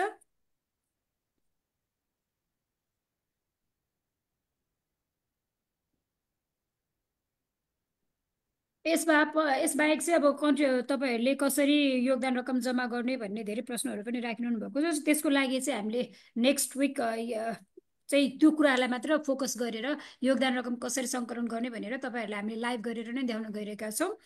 अहिलेको लागि चाहिँ तपाईँहरूले सुरुमा त आफ्नो कन्ट्रिब्युटर पोर्टल नै लगइन गर्न नसकिरहेको धेरैजनाको गुनासो पनि रहेको हुँदा यदि तपाईँहरूले आफ्नो कन्ट्रिब्युटर पोर्टल जुन छ त्यसमा चाहिँ लगइन गर्न सकिरहनु भएको छैन, विशेष कारण भनेको चाहिँ इमेल एड्रेस अथवा मोबाइल नम्बर एजेन्टले अरू नै राखिदिएको कारणले भने हाम्रो वेबसाइटमा एउटा नम्बर रहेको छ वैदेशिक रोजगारीमा रहेका योगदानकर्ताको लागि भनेर। त्यसमा चाहिँ वाट्सएप गरेर मेरो एसएसएफ नम्बर यो हो, मैले प्रयोग गर्ने इमेल एड्रेस अथवा मोबाइल नम्बर यो हो, यो परिवर्तन गरिदिनु होला भनेर आफ्नो एसएसएफ नम्बर खुलाएर पासपोर्ट अथवा केही आइडी कार्ड समय रहेको फोटोसहित त्यसमा मेसेज छोड्नुभयो भने तपाईँहरूको इमेल एड्रेस मोबाइल नम्बर परिवर्तन गरिन्छ, जसबाट चाहिँ तपाईँहरूले सजिलो लगइन गर्न सक्नुहुन्छ।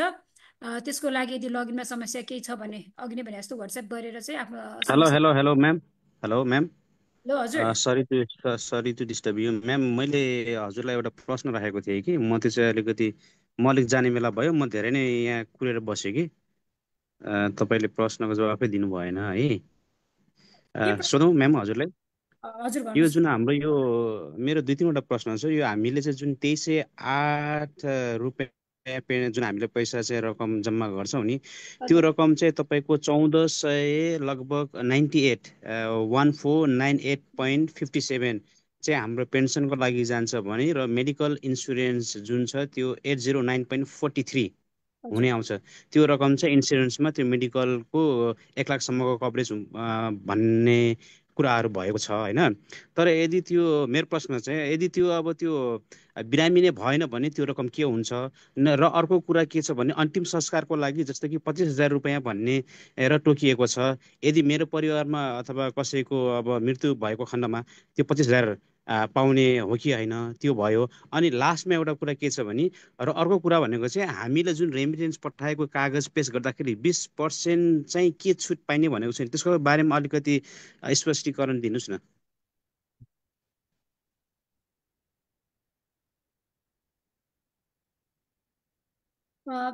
मेडिकल पनि प्रयोग भएन, दुर्घटना त्यस्तो केही पनि भएन र आश्रित परिवारको सुविधा पनि दाबी गरिएन भने 809 बापतको रकम के हुन्छ भन्ने प्रश्नमा अघि नै मैले यसलाई एड्रेस गरिसकेको थिएँ। 3 वर्षसम्म यदि कसैले कोही हाम्रो योगदानकर्ताले चाहिँ मेडिकल पनि युज गर्नु भएन, दुर्घटना सम्बन्धी त्यस्तो नराम्रो केही पनि भएन, त्यो पनि दाबी गर्नु परेन र आश्रित परिवार सुविधा योजना पनि दाबी गर्नु भएन भने 1 वर्ष होइन 3 वर्षसम्म यदि उहाँले त्यस्तो सुविधा दाबी गर्नु भएन भने त्यो इन्सुरेन्स स्किममा जति रकम जम्मा काटिएर राखिएको छ त्यसको 20%ले हुन रकम चाहिँ उहाँको पेन्सन स्किममा सिफ्ट हुन्छ। 3 वर्षसम्म उहाँले यो सुविधा युज गर्नु भएन भने त्यस पछाडि अर्को प्रश्न चाहिँ तपाईँको रेमिटबाट पठाएको के छ भन्ने कुरामा चाहिँ यदि कोही योगदानकर्ताले कोषमा नियमित योगदान गर्दै हुनुहुन्छ र आफ्नो आम्दानी जति छ त्यसको 70% रकम वैधानिक च्यानलबाट नेपाल रेमिट गर्नुभयो भने चाहिँ उहाँको इन्सुरेन्स स्किममा हुन आउने रकममा चाहिँ 20%सम्मको छुट हुन्छ भन्ने हो। त्यसको लागि चाहिँ टेक्निकल केही डिफिकल्टिजले गर्दाखेरि त्यो दिन सकिरहेको छैन, तर हामीले सम्पूर्ण व्यक्ति जसले त्यसरी वैधानिक च्यानलबाट रेमिट गरिरहनु भएको छ आफ्नो स्यालेरी स्टेटमेन्ट सहित उहाँहरूलाई चाहिँ त्यो स्किम अन्तर्गतको सुविधा दिनको लागि सम्पूर्ण व्यक्तिहरूबाट कागजपत्र सङ्कलन गरिरहेका छौँ। जतिखेर हाम्रो टेक्निकल इस्यु सर्ट आउट भएर त्यो लन्च हुन्छ, जसले कागजपत्र पेस गर्नुभएको छ त्यो चेक जाँच गरेर चाहिँ उहाँहरूले त्यस बाबतको छुट प्राप्त गर्न सक्नुहुन्छ। त्यसपछि अर्को प्रश्न के थियो यहाँको? मेरो अर्को एउटा प्रश्न के थियो भने अर्को यो अन्तिम संस्कारको जुन 25,000 एमाउन्ट चाहिँ छुटाउनु भएको छ नि हजुरहरूले, यदि त्यो मेरो परिवारमा अथवा कसैको अब डेथ भइहालेको खण्डमा होइन, अब त्यस्तो भइहाल्यो भने चाहिँ त्यो के छ, त्यो 25,000 पाउँछ कि पाउँदैन, अथवा कि म डेथ भएपछि मात्र पाउने हो कि के हो, त्यो अलिकति बुझाइदिनु न। अन्तिम दाह संस्कार खर्च सुविधा जुन 25,000 रहेको छ त्यो चाहिँ योगदानकर्तालाई नै केही भइहाल्यो भने मात्र हो। जस्तो म योगदानकर्ता थिएँ भने मलाई केही भएछ भने मात्र मेरो परिवारले 25,000 रकम मेरो अन्तिम संस्कार खर्चको लागि प्राप्त गर्न सक्यो, तर अन्य परिवारका अन्य सदस्यहरूको त्यस्तो मृत्यु हुँदा चाहिँ पाउने भन्ने भएन। योगदानकर्तालाई नै केही भएछ भने चाहिँ योगदानकर्ताको परिवारले चाहिँ प्राप्त गर्न सक्नुहुन्छ अन्तिम संस्कार खर्च बाबतको रकम चाहिँ। ए हस्, थ्याङ्क यू म्याम। तपाईँहरूको अन्य प्रश्नहरू पनि धेरै होला नि, अब लिमिटेड टाइमले गर्दा सबैलाई एड्रेस गर्न अहिले सकिएन। तपाईँहरूको जे क्वेरी छ, जे बारेमा जान्न इच्छा राख्नु भएको छ त्यो चाहिँ तपाईँहरूले मेसेजमा राखेर छोड्नुभयो भने अर्को हप्ताको कार्यक्रममा हामी त्यसलाई एड्रेस हुने गरी कार्यक्रम सञ्चालन गर्नेछौँ। हजुर हजुर म्याडम, हजुर मेरो सानो एउटा प्रश्न छ होइन, म पनि अघिदेखि लाइनमा बसिरहेको छु कि होइन। हजुर मलाई के समस्या छ भनेपछि मेरो केवाइसीमा अलिकति समस्या छ। योभन्दा अगाडि नै मेरो केवाइसी भइसकेको थियो। मैले फेरि एनआइडी नम्बर र चाहिँ मेरो फ्यामिलीको नाम थरमा पछाडिपट्टि चाहिँ थर थप्नुपर्ने भयो होइन। त्यो हिसाबले चाहिँ मलाई त्यो हिसाबले चाहिँ थर थप्न दिइराख्नु भएको छैन क्या, ट्याक्कै मिलिरहेको छैन भनौँ न। अनि त्यो हिसाबले मैले चाहिँ केवाइसी डिपार्टमेन्टमा फोन गरेँ। केवाइसी डिपार्टमेन्टमा अहिलेसम्म फोन उठेको छैन। मेरो एउटा गुनासो यो हो, हेर्नुहोस्, कुरो बुझ्नु भएको छ नि, अहिलेसम्म मेरो फोन उठेको छैन। सायद यहाँ जतिले सुनिराख्नु भएको छ केवाइसीमा एकचोटि चेक गर्नु होला, तपाईँहरूको कसैको पनि फोन उठ्दैन, यो लेखेर राख्नुहोस् है। म फोन उठेन भनेर तपाईँले फेरि मेरो हाम्रो फेरि यस्तो संस्थामा नहोला भन्नु होला होइन। म त्यसको तपाईँको डिटेलै दिन पनि सक्छु होइन, टेलिकममा गएर म त्यो नै निकालेर दिन सक्छु, स्टेटमेन्टै निकालेर दिन सक्छु। फोन उठेको छैन, मलाई यहाँ पनि दुःख लागिरहेको छ। अनि मैले अन्य टोल फ्री नम्बरमा फोन गर्दाखेरि चाहिँ उहाँले के भन्नुहुन्छ कि यो चाहिँ केवाइसी शाखाको डिपार्टमेन्ट हो भन्नुहुन्छ, तर यो जहाँसम्म लाग्छ मलाई आइटी डिपार्टमेन्टको प्रब्लम हो। किन मलाई चाहिँ त्यहाँ अप्सनै दिइरहेको छैन क्या फर्म भर्ने। जस्तै अब मैले प्रश्न पनि राखेको छु, बुढा छेत्री थापा लेख्नुपर्ने ठाउँमा त्यो बिचमा स्पेस हुनुपर्छ, तर त्यो स्पेस दिइरहेको छैन। बुझ्नुभयो नि, स्पेस दिन मिलिरहेको छैन। अनि त्यतिकै सब्मिट गर्ने हो भने तपाईँको थरमा चाहिँ सच्याएर थर सच्याएर चाहिँ तपाईँहरूले पुनः सब्मिट गर्नु होला भन्नुहुन्छ, तर पुनः सच्याउनको लागि कुनै अप्सनै छैन। यसको लागि म धेरै दुःखी छु। म आफ्नो परिवारलाई हस्पिटल लिएर जान सकिरहेको छैन। यसैको कारणले गर्दाखेरि म वैदेशिक तर्फको कन्टिन्यू कन्ट्रिब्युटर हो। मलाई अप्ठ्यारो भइरहेको छ। जस्तै म अब गएर डाइरेक्टमा आफ्नो पैसाले चाहिँ उपचार गरौँ भने भोलि बिहान ओपिडी चार्ज नै तपाईँको 600 रुपियाँ लाग्छ। 200 रुपियाँ एसएसएफ तोकेको छ भनेपछि त मेरो त 400 रुपियाँ वेस्ट हुन्छ नि त। 400 मेरो वेस्ट छ। एसएसएफले दिने भनेको 80% मात्र, 80% त मेरो फोकटिया जान्छ। 400 रुपियाँ जति त गइहाल्छ नि म्याडम, हो कि होइन भन्नु त? ठिक छ सर, हजुरको मैले कुरा बुझेँ। त्यहाँनिर के भएको रहेछ, तपाईँको नम्बर हामीले नोट गरेका छौँ, हजुरलाई हामी वाट्सएपबाट जानकारी गराउँछौँ। तपाईँको समस्या जे छ त्यसलाई हामी समाधान गर्नेछौँ सर। अब गर्नु होला। अब खोइ म आज त गरेको छैन, तर पनि मैले पहिला ट्राई गरी हेरौँ न, अनि त्यस पछाडि हुन्छ हुँदैन त पछि थाहा पाइहाल्छ होइन सर। एउटा सानो मेरो गुनासो छ क्या म्याडम, जुन एसएसएफको केवाइसी को नम्बर छ नि, उहाँहरूलाई चाहिँ यति भनिदिनु होला कि फोन त उठाइदिनु गर्नु होला। हस् हस्, हजुरको क्वेरीमै त्यो के अरे जे राख्नु भएको छ सुझाव हामीले मनन गर्छौँ। मैले यो कार्यक्रम सिधै पछाडि पनि अहिले जुन रिपोर्टिङ गर्नुपर्ने छ त्यसमा यो कुरालाई पनि राखिदिनेछु सर। हजुर हेलो म्याम नमस्ते। हजुर नमस्ते सर। मेरो म्याडम एउटा यसैमा एउटा गुनासो छ, सानो कुरा हजुरसँग राखौँ कि अहिले के छ हजुर टाइम दिन एक सक्नुहुन्छ? एकजना गरेर राखौँ न है सर। हजुर हजुर हजुर मेरो चाहिँ गुनासो के हो भने म्याम होइन, यो मोबाइलबाट हामीले लगइन गर्नुपर्ने हुन्छ, मोबाइलबाट नै हामीले पेमेन्ट गर्नुपर्ने हुन्छ नि वैदेशिक हजुर रोजगार भएको प्रत्येकसँग ल्यापटप हुने कुरा पनि भएन। अनि त्यो मोबाइलमा चाहिँ टोटल जो जम्मा गर्नुपर्ने रकम देखाइँदैन क्या।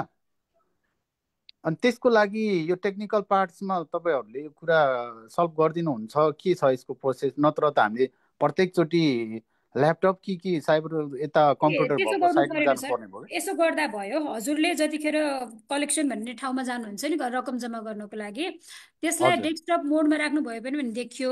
अझ डेस्कटप मोडमा राख्दाखेरि पनि देख्न सक्नु भएन भने तपाईँहरूले आफ्नो तिर्न चाहेको महिना नम्बर अफ मन्थ्स माथि चुज गरिसक्नु भएको हुन्छ होइन।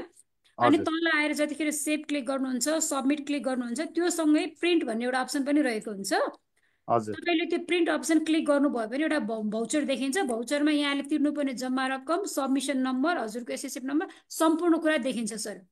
त्यो भाउचर चाहिँ डाउनलोड गर्न मिल्ने हो र म्याम?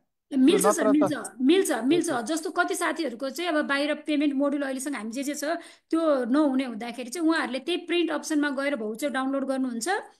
हजुर अनि नेपालमा भएको आफ्नो साथी परिवारलाई पठाएर रकम जम्मा गरिरहनु भएको छ। यहाँले पनि अहिले ट्राई गरेर हेर्नुभयो भने सेभ पहिला गर्नु पर्यो, सक्सेसफुली सबमिट हुन्छ, सेभ भए पछाडि सबमिट, सक्सेसफुली सबमिट भए पछाडि प्रिन्ट अप्सन अनि मात्र इनेबल हुन्छ। हजुरले त्यहाँ गएर क्लिक गर्नुभयो भने हजुरको भौचर, सबमिसन नम्बर, तिर्नुपर्ने सम्पूर्ण रकम, कुन कुन महिना हो, सम्पूर्ण कुरा एकदम राम्रोसँग देख्न सक्नुहुन्छ सर। त्यो चाहिँ सबमिट गरिसकेपछि देखिने कुरा भएन म्याम? हजुर सर, त्यसो देखिन भने हजुर त्यही हो सर। हजुरले डेस्कटप मोड अन गर्नुभयो भने त देखिन्छ नै होइन सर। त्यो गरेको म्याम मैले हजुरले भन्नुभयो डेस्कटप मोडबाट नि गरेँ, देखिएन। हजुर र अर्को गुनासो त्यो छँदैछ।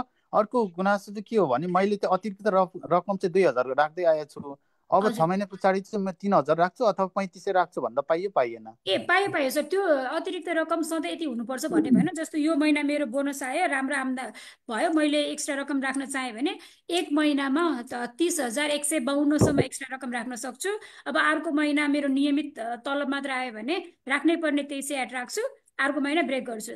फेरि अर्को महिना मेरो आम्दानी बढ्यो भने आम्दानी बढे अनुसार म्याक्सिमम सिलिङ 32,460 भयो। त्यसमध्येको 30,152सम्म एक्स्ट्रा राख्न सक्छु, जुन यति नै हुनुपर्छ यो महिना भन्ने भएन। यो महिना 1000, अर्को महिना 2000, अर्को महिना नराख्न पनि सक्छु। अनि म्याम अर्को प्रश्न चाहिँ के हो भने श्रम पेपरमा चाहिँ मेरो डेट एक्सपायर भइसकेको छ, अनि रिन्युको लागि अब नयाँ वर्क पर्मिट प्रोसेस गर्नुपर्ने हुन्छ। त्यतिन्जेल केही समस्या त हुँदैन यो एसएसएफ साइडमा? एसएसएफपट्टि केही पनि समस्या भएन। हजुरले नियमित योगदान राख्दै जानु भएको छ भने प्राप्त हुने सेवा सुविधाहरू सम्पूर्ण एक्टिभ भइरहन्छन् सर। हस् हस्, thank you ma'am, thank you. Madam नमस्कार। म्याम नमस्कार। नमस्ते सर। प्रश्न दोहोरिने गरी नराखौँ है। नयाँ केही प्रश्नहरू छन् भने हजुर।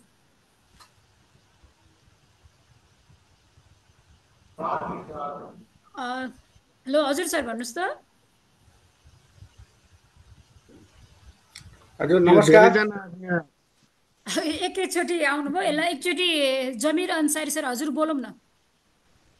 हजुर मेरो एउटा गुनासो छ। यो एसएसएफ को जुन एप्लिकेसन छ नि, हजुर त्यसमा यो हामीले बिरामीको उपचार सुविधा जुन छ हजुर त्यसमा 1 लाखसम्मको छ। अहिले त्यो 25,000 र 1 लाख ओपिडी र आइपिडी को पहिला थियो। अहिले 1 लाख त्यो अलि बुझिएन। अनि अर्को कुरा त्यो मतलब खर्च गरेको र बाँकी कति छ त्यो कसरी थाहा पाइन्छ? न त्यो वेबसाइटमा देखिन्छ न यो एप्लिकेसनमा देखिन्छ। त्यो हेर्ने कुनै उपाय छ भने बताइदिनु होला। हजुर धन्यवाद। अनि तपाईँले त्यो कन्ट्रिब्युटर पोर्टल लगइन गरेर त्यहाँ माथि भएको सम्पूर्ण अप्सन ट्राई गर्नुभयो भने क्लेम भन्ने अप्सनमा गएर आफ्नो बाँकी रहेको रकम देख्न सक्नुहुन्छ। त्यसरी पनि देख्न सक्नु भएन भने अघि नैको वाट्सएप नम्बर जुन दिएको छु त्यसमा सम्पर्क गर्नुहोला। कहाँ गएर कुन अप्सन क्लिक गर्दाखेरि तपाईँले त्यो देख्न सक्नुहुन्छ, जानकारी त्यहाँबाट गराइदिन्छौँ। हजुर अर्को सर हजुर प्रश्न राखौँ त। नमस्कार म्याडम। हजुर सर नमस्ते सर। यो मैले चाहिँ यो एसएसएफ को कार्ड भन्नुभयो नि, हस्पिटलमा जाँदाखेरि एसएसएफ को कार्ड चाहिन्छ भन्नुभयो नि, यो चाहिँ मैले कहाँबाट पाउन सक्छु? र यो ओरिजिनल नै नेपालमा चाहिने हो म चाहिँ अहिले विदेशमा छु, मेरो फ्यामिली हजुर नेपालमा हुनुहुन्छ, मेरो फ्यामिलीले युज गर्नलाई कसरी युज गर्न सकिन्छ? अघि मेरो नै पहिलो भने जस्तो प्रश्न यो हजुर भयो। हवस् सर हजुर अनि बिहान दोस्रो प्रश्न चाहिँ के भन्दाखेरि जस्तै मैले 1 वर्षको लागि पेमेन्ट गरेँ भने मैले अब 1 वर्षपछि यो तिर्ने टाइममा चाहिँ कुनै नोटिफिकेसन अथवा कुनै मैले कहिले यो एक्सपायरी हुँदैछ है भनेर जानकारी कसरी पाउन सक्छु? यो सुविधा छ कि छैन? छैन भने यसलाई एड गर्न सकिन्छ कि सकिँदैन होला? यो क्लियर पारिदिनु। हजुर हस् कार्डको सम्बन्धमा अघि नै भने जस्तो अहिलेलाई चाहिँ कन्ट्रिब्युटर पोर्टल ब्राउजरबाट आफ्नो कन्ट्रिब्युटर पोर्टल लगइन गर्नुहुन्छ। त्यहाँनिर लास्टमा रिपोर्ट्स भन्ने एउटा अप्सन छ। रिपोर्ट्सभित्र रजिस्ट्रेसनभित्र आइडी कार्ड भन्ने अप्सन छ, क्लिक गर्नुभयो। यदि तपाईँले केवाइसी अद्यावधि गर्नुभएको छ फोटोसहितको आइडी कार्ड त्यहीँ हुन्छ, छैन भने केवाइसी गर्नु पर्यो। त्यस पछाडि तपाईँको आइडी कार्ड त्यहीँ जेनेरेट भएर बसेको हुन्छ।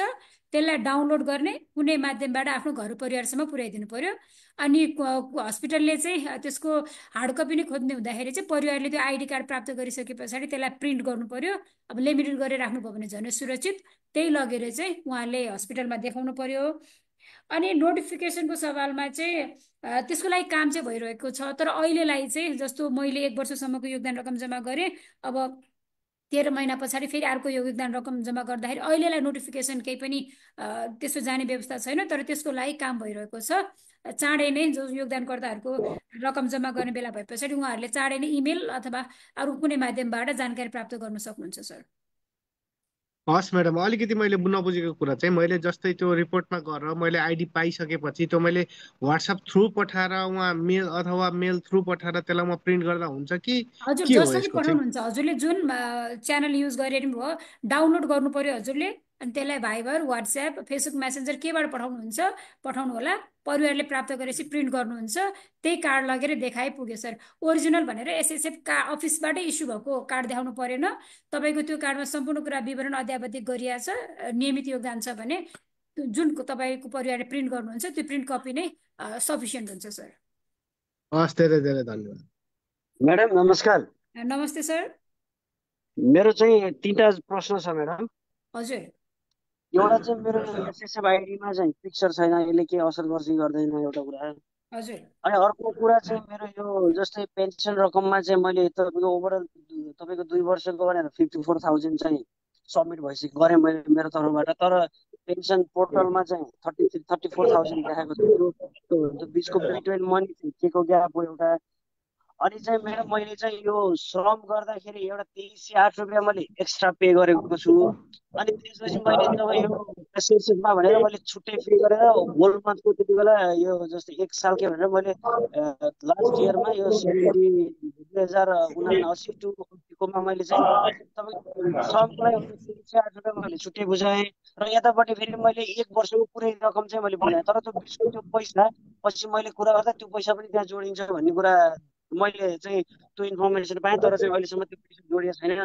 खास यो बारेमा आइडी कार्डमा फोटो छैन भन्ने जुन कुरा छ त्यो भयो भने के हुन्छ भन्दा त्यो भयो भने चाहिँ अब मेडिकल हस्पिटलमा गएर सुविधा चाहिँ प्राप्त गर्न सकिएन। त्यसकारण तपाईँले आफ्नो फोटो पासपोर्ट साइजको अनुहार स्पष्ट देखिने फोटो सहित परिवारको पनि त्यसै गरी फोटो राखेर केवाइसी चाहिँ अपडेट गरेकै हुनु पर्यो सर। नभए भने हस्पिटल जाँदा त हस्पिटलले हाम्रै योगदानकर्ता हो भनेर हजुरलाई चिन्न सक्नु भएन। त्यही भएर फोटो नभएको प्रश्नमा चाहिँ केवाइसीमा जानुहोस्, आफ्नो राम्रो अनुहार प्रष्टसँग देखिने फोटो राखेर चाहिँ केवाइसी गर्नु होला। त्यस पछाडि मात्र त्यो कार्ड लिएर हस्पिटल जान मिल्यो। अनि अर्को श्रम गर्दा पनि 2308 फेरि अतिरिक्त रकम बुझाउनु पर्यो।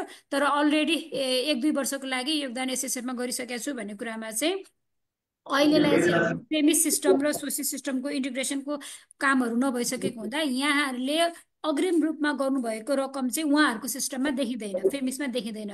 त्यसैले चाहिँ त्यहाँ एउटा नयाँ सबमिसन नम्बर आएको हुन्छ।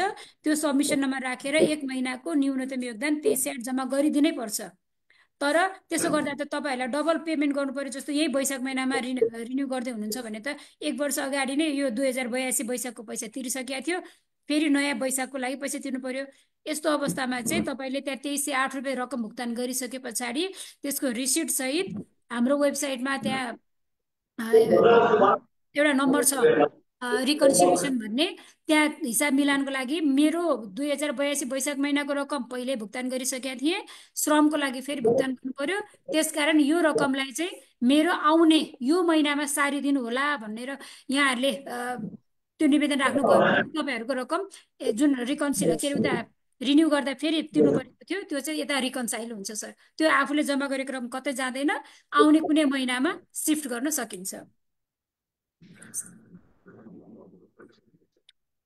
अनि एउटा अर्को प्रश्न म्याम, त्यो एसएसएफमा सबमिट भएको पैसा र तपाईँको पेन्सन रकम बिचको फरक बिचको भने त्यसमा चाहिँ यस्तो सर, अघि नै भने जस्तो तपाईँहरूले जम्मा गर्ने न्यूनतम 2308 मध्ये 809 मेडिकल दुर्घटना आश्रित परिवार सुविधा योजनामा जान्छ र बाँकी 1479 रुपियाँ चाहिँ ओल्ड एज पेन्सनमा जान्छ। तपाईँहरूले हेर्दाखेरि चाहिँ ओल्ड एज पेन्सनसम्मको रकम मात्र देख्न सक्नुहुन्छ, त्यसैले गर्दा त्यो योगदान रकम कम देखियो त्यहाँ। अनि त्यसै गरेर अर्को प्रश्न चाहिँ के आइरहेछ भन्दा पेन्सन के अरे इन्ट्रेस्टहरू चाहिँ कहिले पोस्टिङ हुन्छ भन्ने कुरा पनि आएको हुँदा आर्थिक वर्ष समाप्त भइसके पछाडि साउनको पहिलो हप्तामा चाहिँ तपाईँहरूको योगदान रकमले जति ब्याज कमाउँछ, जति कम्पाउन्डिङ इन्ट्रेस्ट कमाउँछ, त्यो चाहिँ तपाईँहरूको खातामा पोस्टिङ हुन्छ। त्यो सँगसँगै कोषले आफ्नो लगानीबाट पाएको प्रतिफल पनि त्यही समयमा तपाईँहरूको खातामा पोस्टिङ हुन्छ, त्यो भनेको आर्थिक वर्ष सकिए पछाडि। यो बाहेक तपाईँहरूको धेरै क्वेरी छन्, त्यो क्वेरीलाई चाहिँ हामी आउने आगामी हप्ताहरूमा पनि यसरी कार्यक्रम राख्न गइरहेका छौँ, त्यसमा पनि राख्न सक्नुहुन्छ।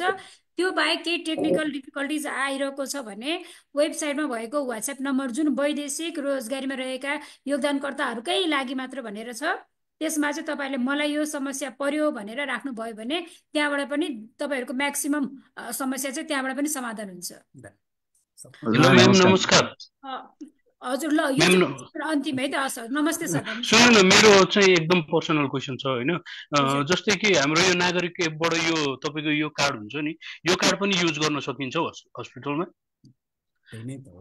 परिवारलाई यो यसको स्क्रिनसट पठाएर युज गर्न सकिन्छ कि सकिँदैन? स्क्रिनसट भन्दा कुनै हस्पिटलले चाहिँ फेरि एसएसएफबाट जेनेरेट भएको आइडी कार्ड नै खोज्ने हुँदाखेरि चाहिँ तपाईँहरूले केवाइसी गरिहाल्नु भएको छ, एउटा आइडी कार्ड डाउनलोड गर्न मात्र गाह्रो भयो।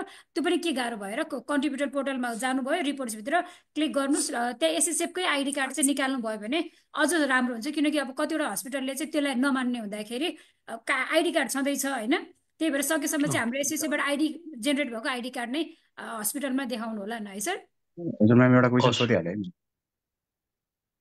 हजुर सर। म भर्खरै आएँ होइन, सायद यो डिस्कसन पनि भयो कि भएन मलाई थाहा भएन होइन। मेरो चाहिँ कस्तो भन्दाखेरि दुईवटा आइडी छ क्या एसएसएफको, पुरानो नेपालमा हुँदाखेरिको नै र अहिले विदेशमा आइसकेपछि यसलाई अब मर्ज गर्न मिल्छ कि मिल्दैन? मिल्यो भने कहिले सम्झिन्छ? मैले हजुरको कुरा बुझेँ। यसमा चाहिँ कस्तो छ भन्दा अहिले नेपालभित्रै जो श्रमिक काम गर्दै हुनुहुन्छ उहाँहरूको दुईवटा एसएसएफ आइडी कार्ड भयो भने फर्मल सेक्टरको आइडी कार्ड मर्ज गर्न सकिन्छ। तर फर्मल र जस्तो हजुरको पहिला फर्मल अकाउन्ट पनि बनिसकेको रहेछ, विदेश जाँदा माइग्रेन्ट कन्ट्रिब्युटर अकाउन्ट पनि बन्यो, त्यो दुईवटा टाइप्सलाई चाहिँ मर्ज गर्ने सिस्टम फाइनल उसमा पुगिसकेको छैन। त्यही भएर अहिलेलाई आजको दिनमा चाहिँ वैदेशिक रोजगारीमा रहेको जुन आइडी कार्ड र फर्मल सेक्टरको आइडी कार्ड चाहिँ मर्ज हुँदैन, तर त्यसको लागि पनि काम भइरहेको छ। अहिले जहिलेसम्म हजुर विदेशमा बस्नुहुन्छ त्यो बेलासम्म चाहिँ वैदेशिक रोजगारीमा जाँदा फेमिसबाट पाएको आइडी कार्ड नै चलाउनु होला।